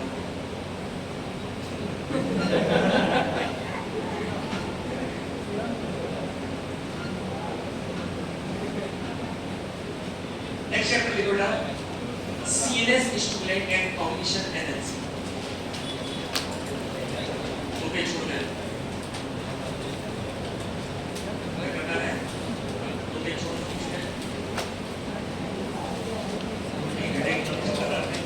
चैप्टर के बाद तो पेज छोड़ दिया बेटा, हर चैप्टर के बाद CNS stimulants and cognition enhancer. CNS stimulant and cognition enhancer बेटा इस चैप्टर के अंदर दो चैप्टर हैं। पहला चैप्टर कौन सा है, CNS स्टिमुलेंट, दूसरा है कॉग्निशन एनहांसर। CNS स्टिमुलेंट मतलब जो CNS को स्टिमुलेट करते हैं, आपके अलर्टनेस को बढ़ाते हैं, और कॉग्निशन एनहांसर मतलब जो मेमोरी को आपको क्या करते हैं, शार्प करते हैं, कॉग्निशन एनहांसर। सबसे पहला पार्ट हम यहाँ डिस्कस करते हैं CNS stimulants.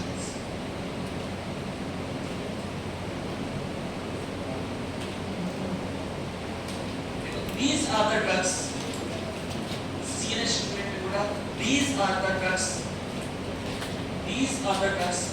which are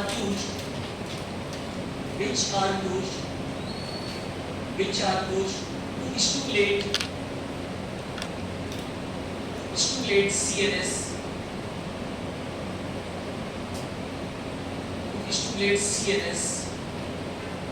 and to improve brain function,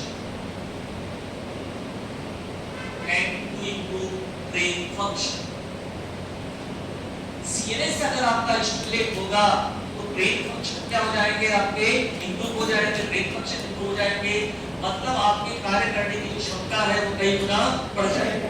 बड़ा ये वो ड्रग है जो सीएनएस को स्टिमुलेट करते हैं और ब्रेन फंक्शन को क्या करते हैं, इंप्रूव करते हैं। क्लासिफिकेशन,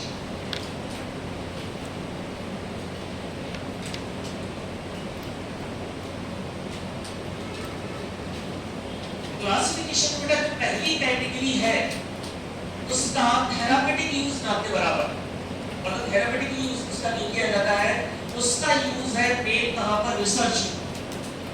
कई ऐसे ड्रग आपके रहते हैं जिनका यूज थेरापेटिकल नहीं है, उनका यूज कब किया जाता है, रिसर्च पर, मतलब ये बीमारी हमें पैदा करती है फिर हम उसको ठीक कर रहे हैं, तो ये कौन सा हो गया, रिसर्च। जैसे बेटा हम बोल रहे हैं ये दवाई यहाँ पर उपयोग की जाती है, तो ये क्या हो गया बेटा, थेरापेटिक।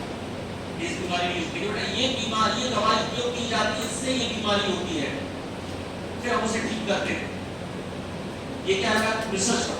बेटा अगर किसी का सीएनएस आप ज्यादा स्टिमुलेट कर दोगे तो क्या हो जाएगा,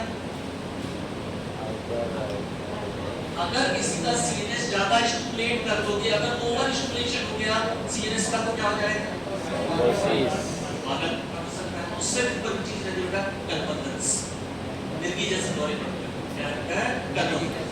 बेटा इसकी पहली कैटेगरी कौन सी है, कन्वर्जेंट, जिनका यूज किया जाता है रिसर्च पर, कन्वर्जेंस पहली कैटेगरी है, कन्वर्जेंस। कन्वर्जेंस से चार ड्रग आते हैं, स्ट्राइकिन,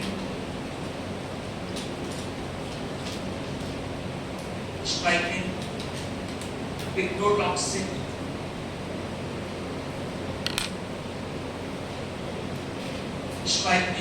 पिक्रोटॉक्सिन,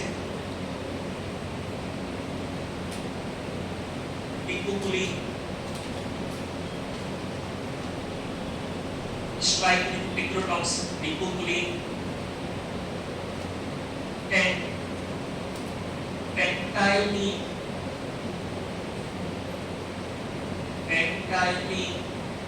टेट्राजोल, एक ही नाम है आपका पेंटाइलिन टेट्राजोल, शॉर्ट फॉर्म इसका फेमस है PTZ, पेंटाइलिन टेट्राजोल शॉर्ट फॉर्म इसका फेमस है PTZ।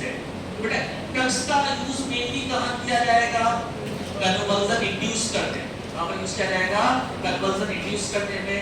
अब आप लोग मुझे बताएं बेटा, थोड़ा सा लॉजिक लगाओ, कन्वर्जन इंड्यूस क्यों कर रहे हैं, एंटी कन्वर्जन को पता करने के लिए, क्यों कर रहे हैं, क्यों बेटा आप किसी में बेबी जैसे तौर पैदा कर रहे हैं एनिमल में, एंटी कन्वर्जन, बाकी हम एंटी कन्वर्जेंट एक्टिविटी देख सकते हैं। बेटा एक एनिमल में आपने क्या किया, कन्वर्जन इंड्यूस किए, और हमने कौन सा ड्रग बनाया था, एंटी कन्वर्जेंट, ताकि हम कौन सा इफेक्ट देख सके, एंटी कन्वर्जेंट।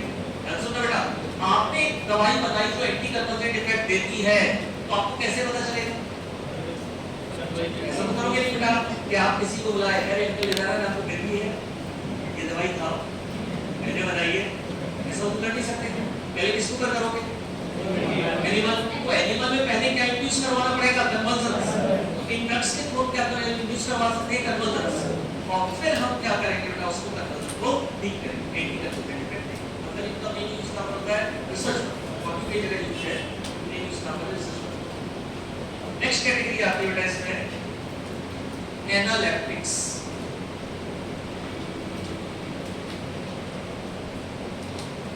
एनालेप्टिक्स का मतलब होता है रेस्पिरेटरी स्टिमुलेंट, जो रेस्पिरेशन को स्टिमुलेट करते हैं। एनालेप्टिक्स का मतलब क्या होता है, रेस्पिरेटरी स्टिमुलेंट, जो रेस्पिरेशन को क्या करते हैं, स्टिमुलेट। तो बेटा हमारा रेस्पिरेशन किसके थ्रू चल रहा है, सेल से, ठीक है। तो ये रेस्पिरेशन को स्टिमुलेट करने वाले ड्रग कौन से हो गए आपके, एनालेप्टिक्स। इस बेटा फिलहाल एक ही ड्रग है जो इस पर्पस से यूज किया जाता है, ड्रग का नाम है डॉक्साफ्राम, डॉक्साफ्राम। और इस कैटेगरी कैटेगरी में, बट जिसका सबसे ज्यादा प्रैक्टिकल यूज होता है वो कैटेगरी है साइकोस्टिमुलेंट्स।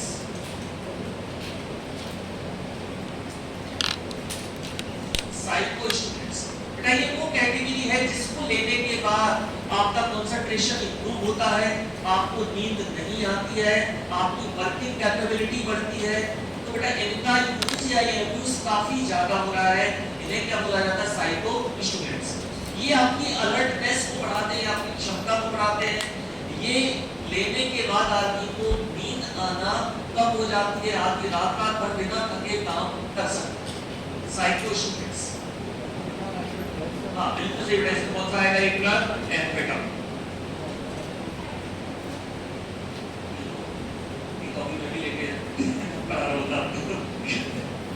पहला ड्रग हो गया एम्फेटामिन।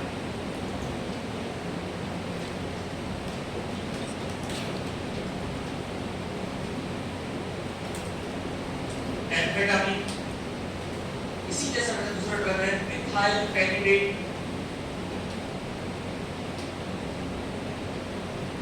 Amphetamine, methylphenidate. नेक्स्ट है आपका मोडाफिनिल। मोडाफिनिल इसी का कंसेनर है मोडाफिनिल। मोडाफिनिल, मोडाफिनिल एक सीरियस स्टिमुलेंट जो आप और हम सब लोग लेते हैं। कैफीन बेटा निकोटीन नहीं है, कैफीन है। कौन सा है? कैफीन। और जो मैं पूरा भरोसा करता हूँ आप लोग नहीं लेते होंगे। ओके,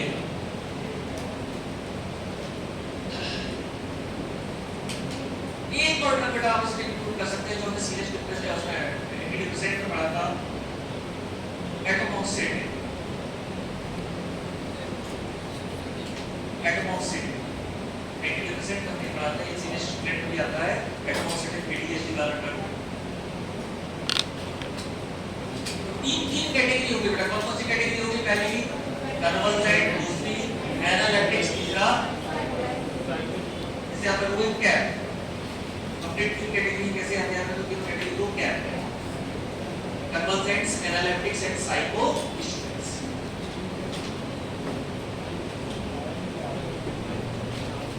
सबसे पहले बात करें बेटा हम कन्वर्जेंट्स।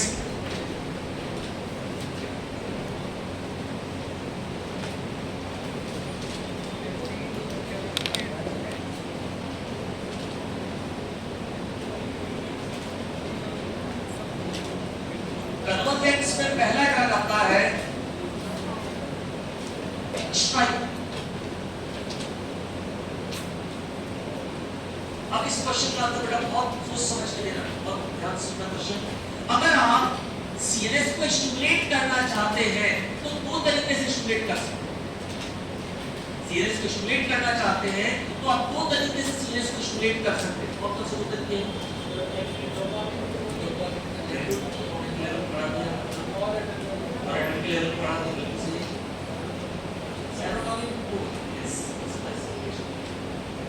एक तो क्या करें बेटा, ब्रेन को स्टिमुलेट कर दे। तरीका क्या होगा? ब्रेन को स्टिमुलेट कर दे डायरेक्टली, डोपामिन के लेवल बढ़ा दे, नॉरएड्रेनालिन के लेवल बढ़ा दे। दूसरा क्या कर सकते हैं? नींद लगा दे।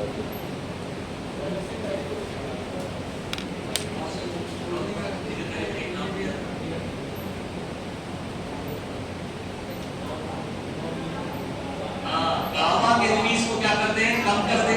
गामा के कारण क्या आ रही थी आपको? नींद। गामा को क्या कर दे? कम कर दे।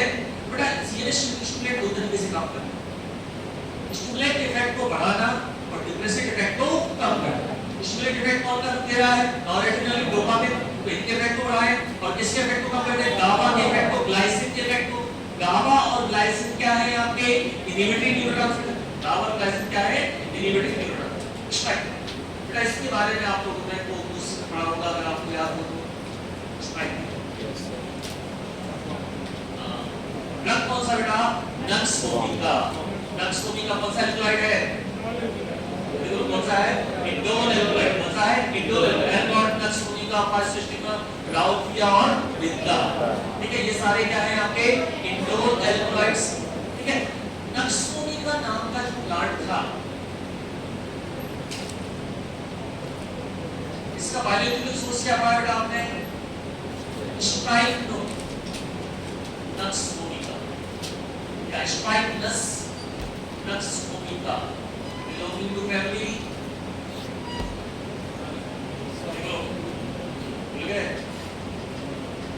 स्ट्राइक्नस nux vomica belonging to family loganiaceae, इसका भी है लोगेनिएसी। बट स्ट्राइक्नस वर्ड बना है स्ट्राइक्नो से, और स्ट्राइक्नो का मतलब होता है जहरीला, पॉइजनस। स्ट्राइक्नस वर्ड किससे बना है? स्ट्राइक्नो से, और स्ट्राइक्नो का मतलब क्या था बेटा? पॉइजनस, जहरीला।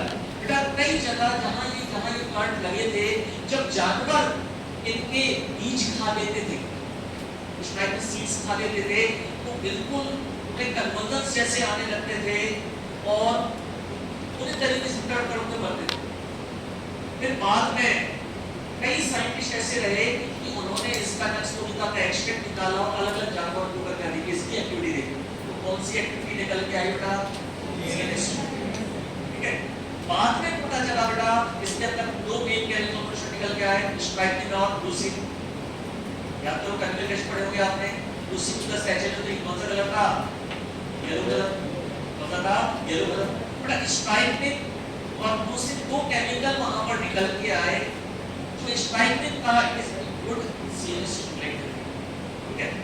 काम कैसे कर रहा था बेटा? ये इनहिबिटरी न्यूरोट्रांसमीटर को इनहिबिट कर रहा था।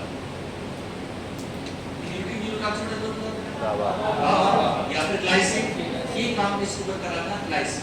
बेटा act by inhibiting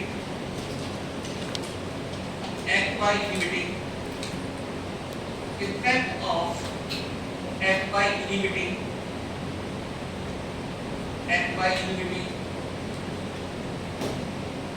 effect of glycine।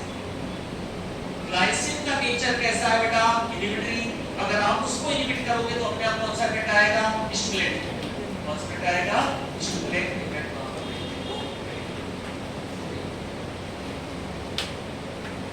आप बेटा पॉइंट में लिखवाने वाला था, आपको बताइए बेटा सोर्स क्या है इसका? स्ट्राइक्नस नक्सोनिका। कौन सा एल्कोलॉइड है? इंडोर। वही सारे जो आपने कोर्स में पढ़ा है भैया, आपको केवल इतना याद रखना है, इसका नेगेटिव रिएक्शन क्या है? ग्लाइसिन को एंटागोनाइज करता है, ग्लाइसिन को इनहिबिट करता है, ताकि क्या आना सा बेटा है? स्टिमुलेट। नेक्स्ट कर आता है आपका इंट्रोटॉक्सिन।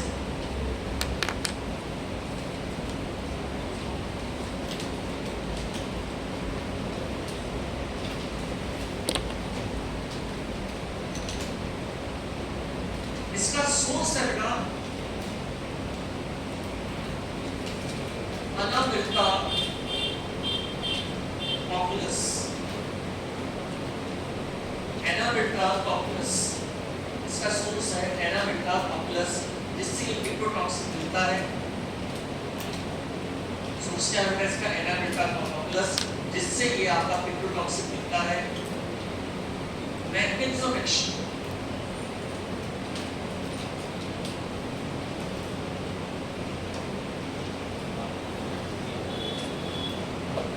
अच्छे से मार्क कर लो बेटा, बहुत इंपॉर्टेंट मैथमेटिशियन है ये। आगे भी हमें चैप्टर में काम में आएगा। जनरल एनेस्थीसिया और रिप्रोडक्टिव साइड है, बहुत इंपॉर्टेंट है।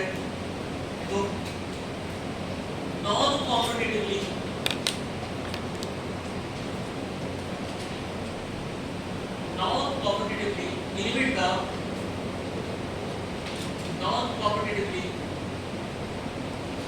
Inhibit the opening of chloride channels। Non-competitively inhibit the opening of chloride channels। Non-competitively inhibit the opening of chloride channels। Chloride channels। बेटा क्लोराइड चैनल क्या कॉज करते हैं? Inhibition, hyperpolarization. क्लोराइड चैनल क्या cause करते हैं बेटा? Inhibition. बेटा अगर आपने उनको इनहिबिट कर दिया तो कौन सा इफेक्ट आएगा? स्टिमुलेट। इनहिबिटर को इनहिबिट करना मतलब कौन सा इफेक्ट आएगा? स्टिमुलेट। क्लोराइड चैनल कैसा इफेक्ट देते हैं? Inhibitory effect. तो अगर आपने उनको नॉन कॉम्पिटिटिवली ब्लॉक कर दिया, नॉन कॉम्पिटिटिवली मार्क कर दो, फर्टिलाइज कर दो नॉन कॉम्पिटिटिवली, मतलब कोई कंपटीशन नहीं है किसी दूसरे केमिकल से। अगर पेट्रोलॉक्सिन वहां पे रहेगा तो क्लोराइड चैनल को डायरेक्टली ब्लॉक कर देगा। क्लोराइड चैनल को ब्लॉक कर देगा मतलब इनहिबिशन को ब्लॉक कर देगा, इनहिबिशन को ब्लॉक करेगा मतलब कौन सा इफेक्ट आएगा? स्टिमुलेंट इफेक्ट आएगा, स्टिमुलेंट इफेक्ट। नेक्स्ट आता है पिकुकुली। अच्छे से मार्क कर लो, बहुत बार ऐसे क्वेश्चन आता है। क्वेश्चन बिल्कुल सिंपल पूछा गया है, ये है क्या? बस सिंपल ये क्वेश्चन है, पिकुकुली। Picoculin is competitive gamma A antagonist. Picoculin is competitive gamma A antagonist. Gamma A receptor क्या कर रहा था बेटा? इनहिबिशन। आपको ध्यान नहीं आ रहा था और आपने अगर उसको इनहिबिट कर दिया तो क्या होगा? स्टिमुलेशन। नींद भाग जाएगी मतलब क्या हो जाएगा? Stimulation. So this is competitive gamma A antagonist. इसका बेटा काफी यूज किया जाता है रिसर्च पर्पस में। बेटा जब भी आप गामा रिसेप्टर वाला एक्शन देख रहे होते हैं तो आप क्या लेते हैं? Gamma agonist. और उसके एक्शन को ब्लॉक करने के लिए क्या देते हैं? Gamma antagonist, bicuculline. बेटा मोस्टली यूज कहां पर किया जाता है बेटा? रिसर्च पर्पस में। खासकर अगर आपको गामा की एक्टिविटी देखनी हो उसमें इसका यूज किया जाता है। पिकुकुलिन बहुत जगह, बहुत रिसर्च पेपर में इसका नाम दिया जाएगा पिकुकुलिन का रिसर्च पर्पस में। तो दोनों का बेटा यूज काफी कम है रिसर्च पर्पस में, इसका यूज ज्यादा है पिकुकुलिन।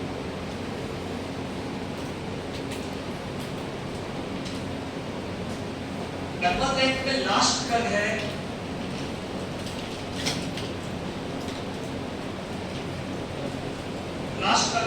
पेंटाइनिट्राजोल। क्या बोलते हैं इसको? पीटीजेड। पीटीजेड इसका बेटा दो और नाम है। This is also known as metrazol, metrazol and leptazol. This is also known as metrazol and leptazol. This is also known as metrazol and लेप्टाजोल।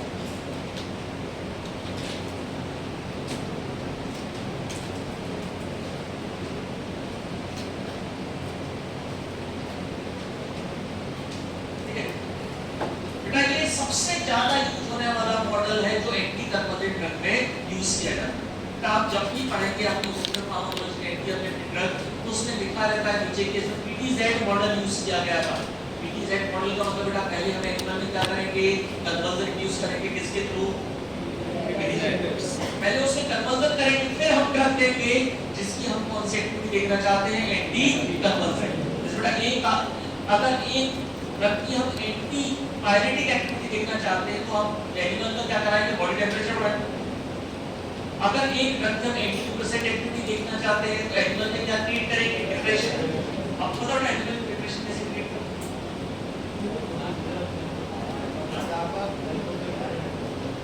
Animal में डिप्रेशन यूज करने की अलग-अलग चीजें करते हैं। एक रहता है उसको फोर्स स्विम टेस्ट, उसको पानी में फेंकते हैं। हाँ, इससे क्या होता है? शुरुआत में मारता है, बाद में डिप्रेशन में चला जाता है। फिर हम अपना ड्रग देखते हैं उसका स्थिति खराब पे चला गया। इस तरह साइकोसिस कैसे यूज किया जाता है? गोल्डन हैमस्टर नाम की जाति रहती है, गोल्डन हैमस्टर रहती है, उनको एक साथ बंद कर देते हैं।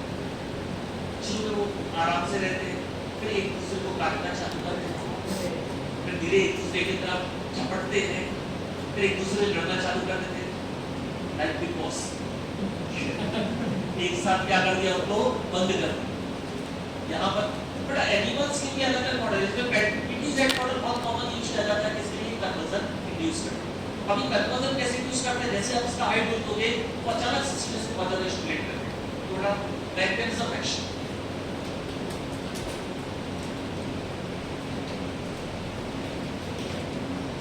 तो act by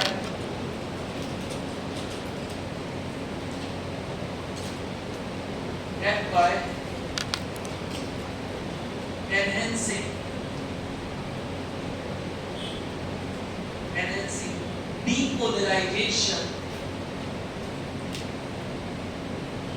act by enhancing depolarization of central neurons. Act by enhancing depolarization of central neuron. ये डायरेक्ट depolarization कर देता है किसका? सेंट्रल न्यूरॉन का। याद करो बेटा मैंने क्या बताया था? depolarization का मतलब क्या होता है? एक्साइटेशन। depolarization का मतलब क्या होता है? एक्साइटेशन। तो बेटा डायरेक्ट एक्साइटेशन करता है किसका? सेंट्रल न्यूरॉन का। मतलब कौन सा देगा? Senior stimulant. और आपने थोड़ा सा डोज ज्यादा दे दिया तो depolarization बढ़ जाएगा, क्या कॉज करेगा? कन्वर्जन। देखो बेटा most commonly used in anti-convulsant model. Most commonly used in anti-convulsant model. Anti-convulsant model में सबसे commonly यूज होने वाला ड्रग है आपका ये मेंटालिक टेट्रास। बेटा मार्क कर दो, इन चारों में क्वेश्चन किससे बनेगा? या तो पीटीजेड से या न्यूक्लियस से। न्यूक्लियस से सीधा क्वेश्चन बनेगा। क्या है न्यूक्लियस? गामा ए एंटागोनिस्ट। एक मतलब बेटा पीटीजेड का यूज कहां पर किया जाता है? एंटी-कन्वर्जेंट मॉडल में। दूसरा न्यूक्लियस क्या है? कॉम्पिटिटिव गामा ए एंटागोनिस्ट। ये हो गया बेटा आपका सीएनएस स्टिमुलेंट्स।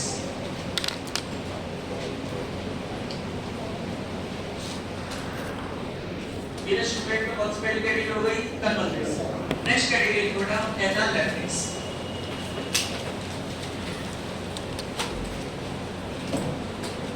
एनालेप्टिक्स को हम क्या बोलते हैं बेटा? Respiratory stimulants.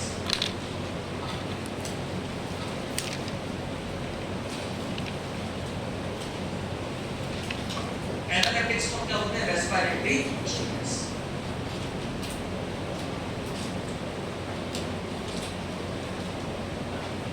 Employed in situations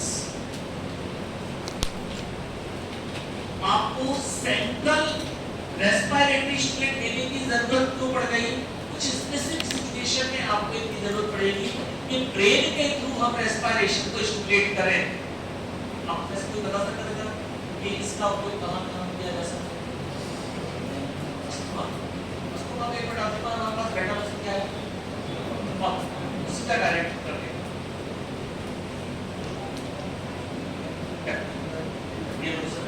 सबसे पहले बेटा मुझे समझ में आता है कि जब आप किसी को एनेस्थीसिया देते हैं, क्या देते हैं? एनेस्थीसिया क्यों देते हैं बेटा? आदमी बेहोश करने के ऑपरेशन में। बेटा बेहोश करने के बाद उसको नॉर्मल आने में, वो नॉर्मल आता है तो उसको बेटा रेस्पिरेशन जो स्पॉन्टेनियस वेंटिलेशन होता है वो अपने आप नहीं आ पाता। बीच में बिल्कुल उसका वेंटिलेशन उसका ग्लूकोज वो चला जाता है। तो वापस उसको नॉर्मलाइज करने के लिए इनका यूज किया जाता है, वापस वो नॉर्मल सांस लेने लगे। तो अभी इसको डिपेंडेंट हो गया था, कोऑर्डिनेशन ऑफ रेस्पिरेशन उसको दे रहे थे, उसको डिपेंडेंट हो गया था। तो वापस उसको नॉर्मलाइज करने के लिए इनका यूज किया जाता है। पहली सिचुएशन देखो, failure to ventilate, failure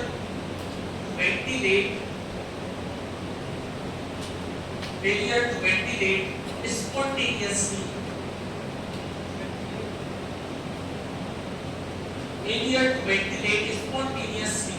failure to ventilate spontaneously after general anesthesia,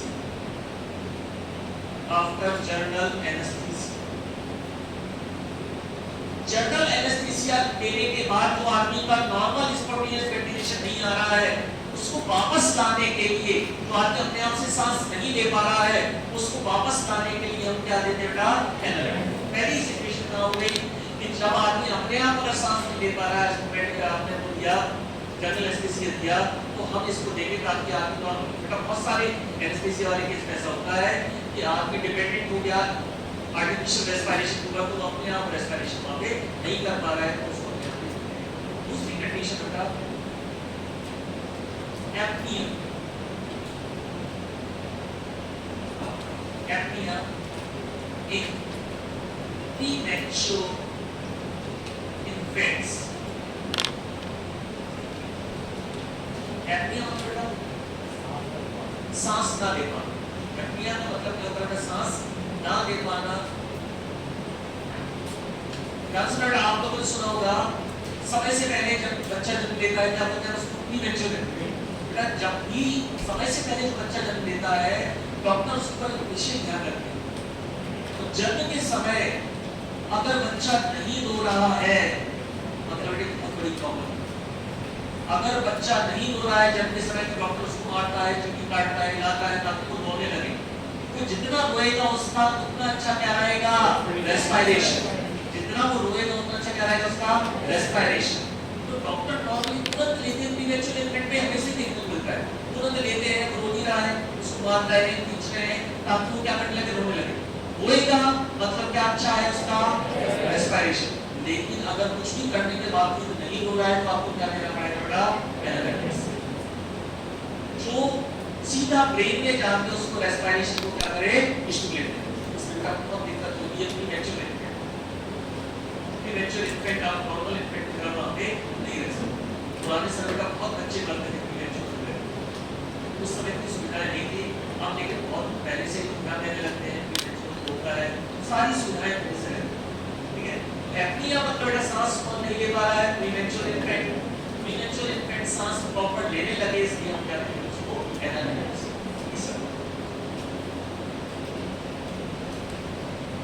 suffocation और ड्राउनिंग, सफोकेशन और ड्राउनिंग और इन patients of acute respiratory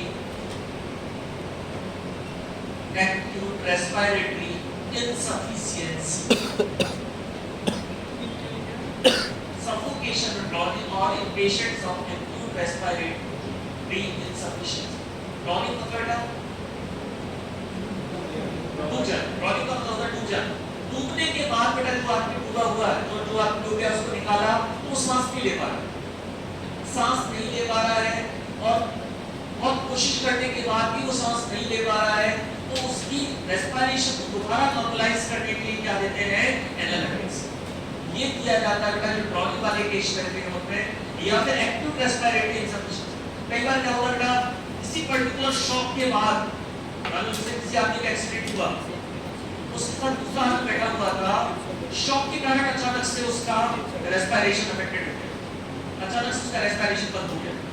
कई आपने ऐसे केस देखे थे कि उसको चोट नहीं लगी थी, साथ बैठा था, उसकी डेथ हो गई।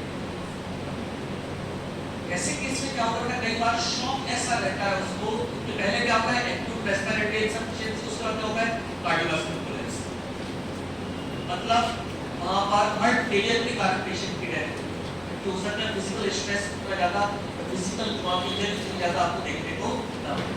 ठीक है, तो ऐसे कोई पर्टिकुलर आदमी जो डूब रहा है, डूबने के बाद उसको बचाने के बाद आप डॉक्टर के पास लेके आए, वो सांस नहीं ले पा रहा है, उस पेशेंट को या फिर कोई जो एक्यूट रेस्पिरेटरी इनसफिशिएंसी हुई है, मतलब कुछ समय के लिए अचानक से रेस्पिरेशन उसका अफेक्टेड हुआ है, वहां पर आप देखें। ओके, और चौथा और लास्ट पॉइंट जहां पर आप एनालिटिक्स देते हैं in expedient measure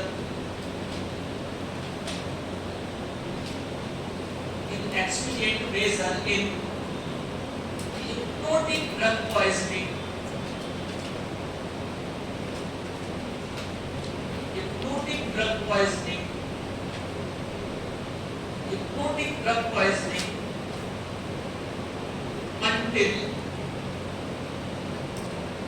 until mechanical ventilation is instituted. Mechanical ventilation is instituted. Expedient measure मतलब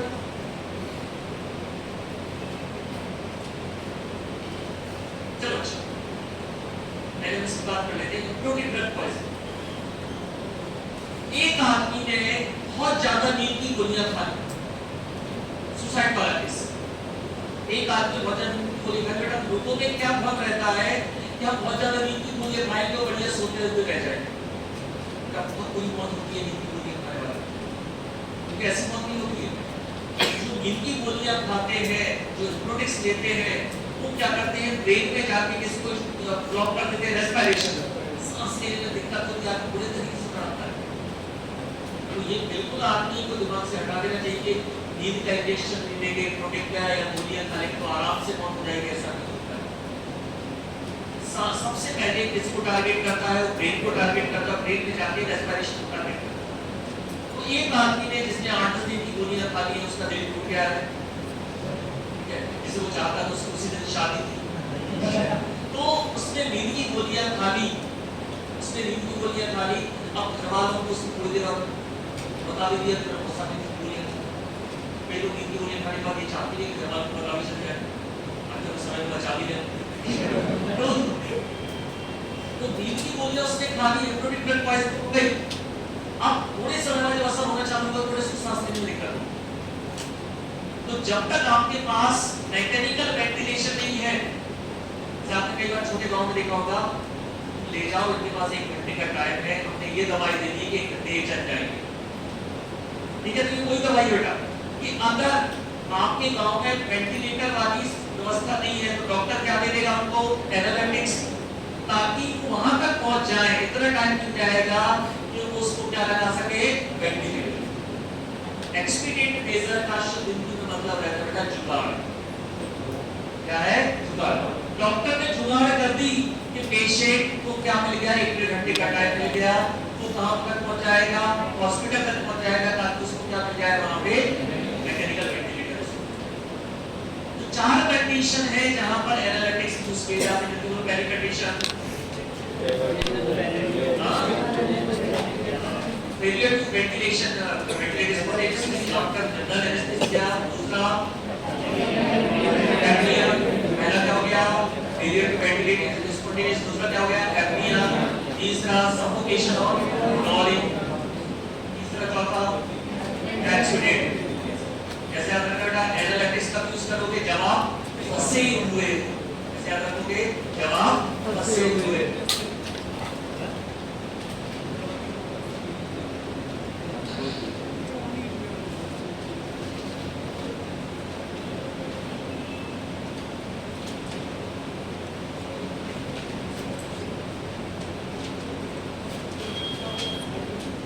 रेस्पिरेट का काम कौन करता है बेटा, यहाँ पे डॉक्टर साहब। डॉक्टर साहब काम नहीं बचा है यहाँ पे, तो इसका काम करता है रेस्पिरेटरी स्टूडेंट का काम करता है। लिमिटेड यूज है, लेकिन कौन समझेगा अपने डॉक्टर काम। एक और निकिता भाई पहले का था, उसने हटा दिया, निकिता भाई कौन सा करता है, डॉक्टर काम। ये भी क्या करता है, ब्रेन में क्या करता है, सेंट्रल न्यूरॉन को क्या कर देता है, स्टूडेंट करता है। कौन सा न्यूरॉन स्टूडेंट कर देता है, जो कौन से फंक्शन को रेगुलेट करना है, रेस्पिरेशन। रेस्पिरेशन को जो रेगुलेट करना है वो क्या करेगा, जो कि बेटा कैटेगरी आपकी एनालिटिक्स। लास्ट में को psycho students.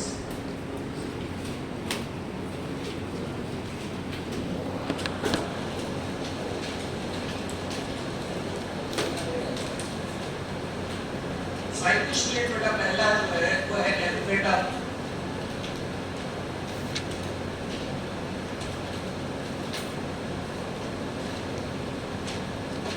Amphetamine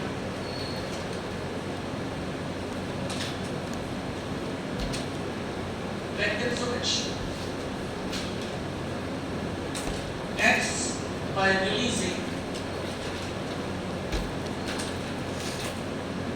releasing noradrenaline and dopamine. Acts by releasing noradrenaline and dopamine.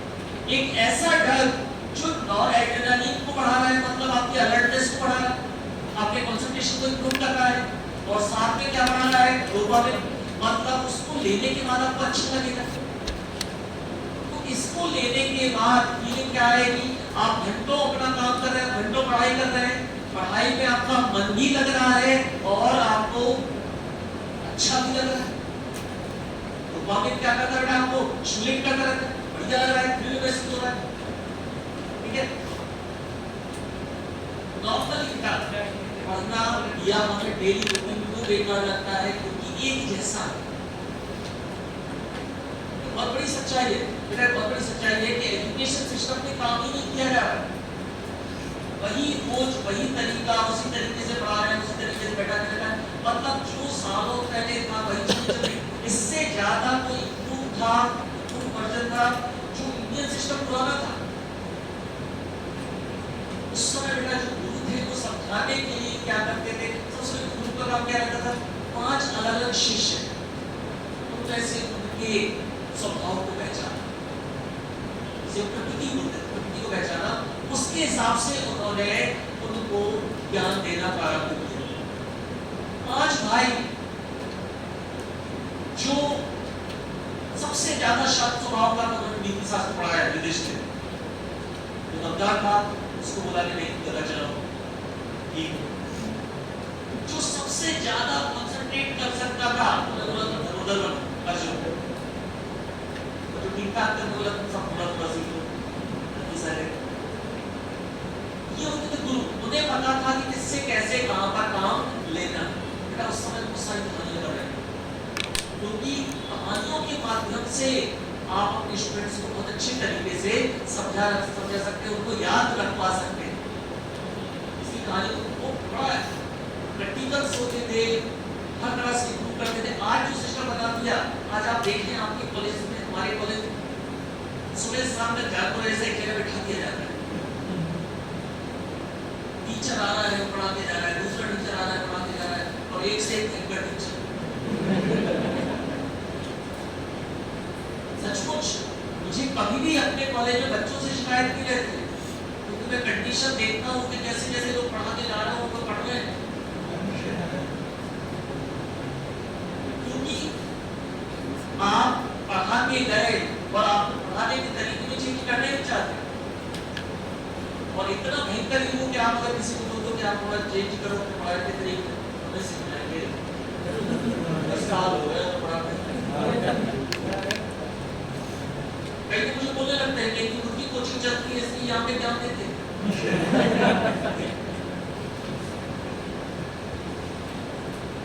Simple मेरा ये रहता है कि बच्चों से, स्टूडेंट से इंसानों की तरह बिहेव किया जाए, उन्हें समझा जाए कि यार ये भी उसी तरीके से, उसी फेज में, जिस फेज में हम रहे हैं ये भी उसी फेज में है। तो उस तरीके से, क्योंकि प्रॉब्लम कहां पर आ रही है कि रिपीटेशन हो रहा है रोज।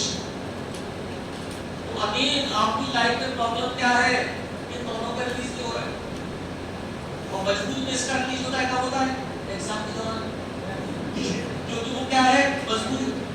लेकिन अगर इसके साथ में डोपामिन रिलीज होने लगे तो भैया, मैं जब अपने नोट्स बनाता था उस समय के, अगर आप मेरे नोट्स देखो तो वहां पे एक कहानी है। मतलब अगर मैं एम्फेटामिन पढ़ रहा हूँ, मैं इमेजिन कर लेता था मेरे दोस्त है उसको मैंने एम्फेटामिन दिया, फिर उसके हार्ट रेट बढ़ गई, फिर इस तरह से उसने मुझे बोला, मेरे दिमाग में कहानी रहती, अब याद तो ना वो अभी भी मेरे प्रोफेशनल में लिखा हुआ, मेरे साथ में बोलते हैं ये क्या है, ये ऐसे समझ में आता है।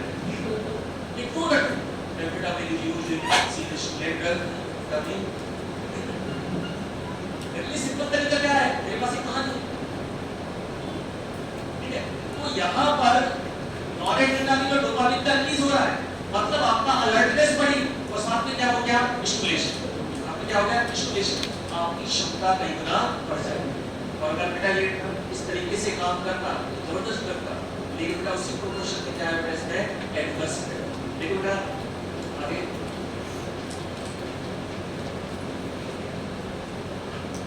इस ड्रग रेट्रोस्पेक्ट के पहले बात रेट्रोस्पेक्ट, इस drug increase the efficiency, this drug increase the efficiency of athlete जो रहते हैं ना, athlete, and therefore included in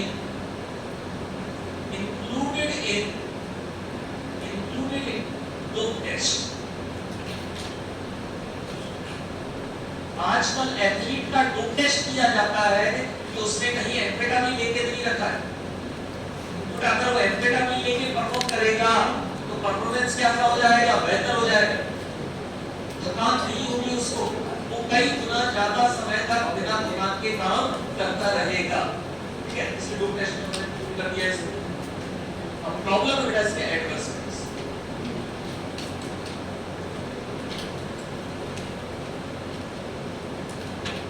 सबसे कॉमनली क्या है बेटा, टैकीकार्डिया, क्योंकि ये सिंथेटिक सिंथेटिक एजेंट में से रहता है, तो ये हार्ट रेट को भी क्या करता है, बढ़ाता है। Tachycardia,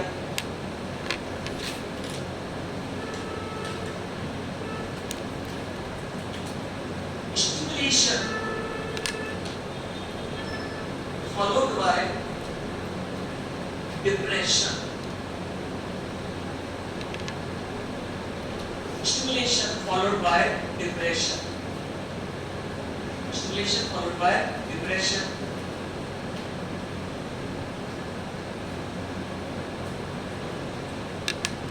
schizophrenia like symptoms,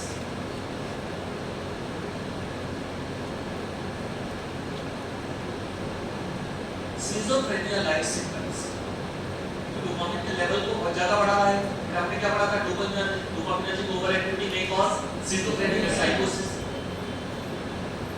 tachycardia मतलब बेटा हार्ट रेट का बढ़ना, स्टिमुलेशन हुआ लेकिन जैसे इसका इफेक्ट कम होगा आदमी बहुत बुरी कंडीशन चला जाएगा, डिप्रेशन बन जाएगा, तो एकांत फील होगा। ठीक है, जैसे मान लो बेटा ये बिल्कुल ऐसे ही है कि आपने अपने घर में एक फंक्शन किया, सारे रिश्तेदार इकट्ठे हुए थे, मजा आ रहा था 8 दिन, और जैसे जब वो जाने लगते हैं तो बहुत ज्यादा बुरा लगता है। ठीक है, आपने अपने मोहल्ले में माता जी बिठाई और 9 दिन बहुत अच्छा माहौल रहता है, जब तो जयकारे चलते रहते 9 दिन बाद जब वो आप विसर्जन करने के लिए जाते हो, उसके बाद अगले 1-2 दिन तो बहुत बेहतर ऐसा लगता है, जब आपकी डिप्रेशन हो, तो स्टिमुलेशन फॉलोड बाय डिप्रेशन, बहुत गहरा डिप्रेशन यहाँ पर और भी बहुत सारी चीजें जो बड़ा एम्फेटामिन जो आपका ड्रग है, एम्फेटामिन जैसा दूसरा ड्रग है जिसका सिमिलर मैकेनिज्म ऑफ एक्शन है, सिमिलर ड्रग है, लेकिन वो कंपैरेटिवली सेफ माना जाता है। वो ड्रग है बेटा आपका methylphenidate.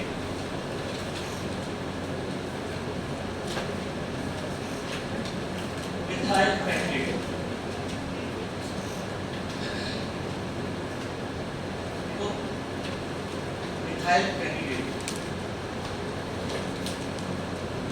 This drug is considered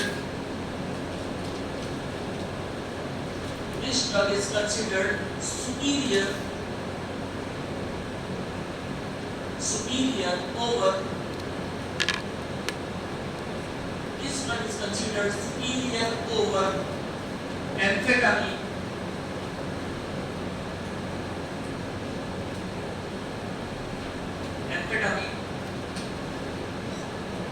For the treatment of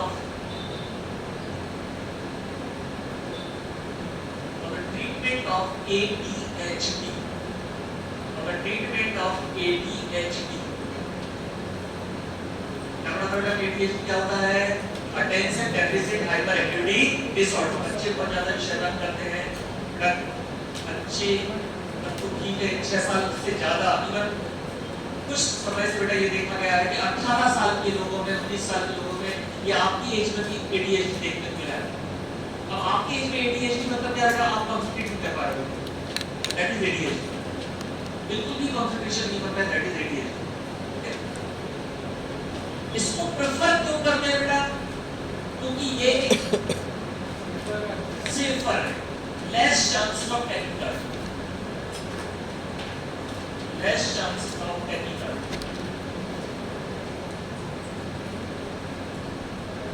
tachycardia के चांसेस क्या है बेटा यहाँ पे? कम। There is less chances of tachycardia.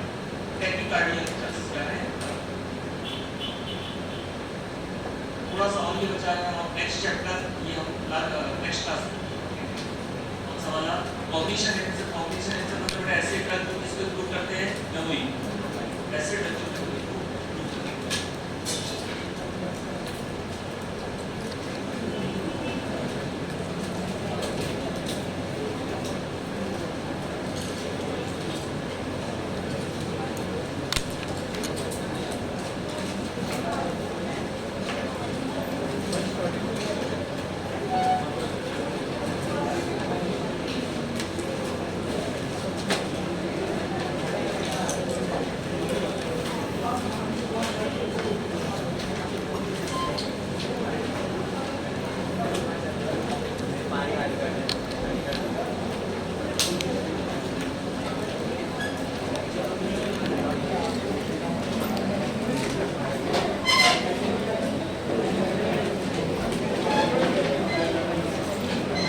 चलो चलेगा।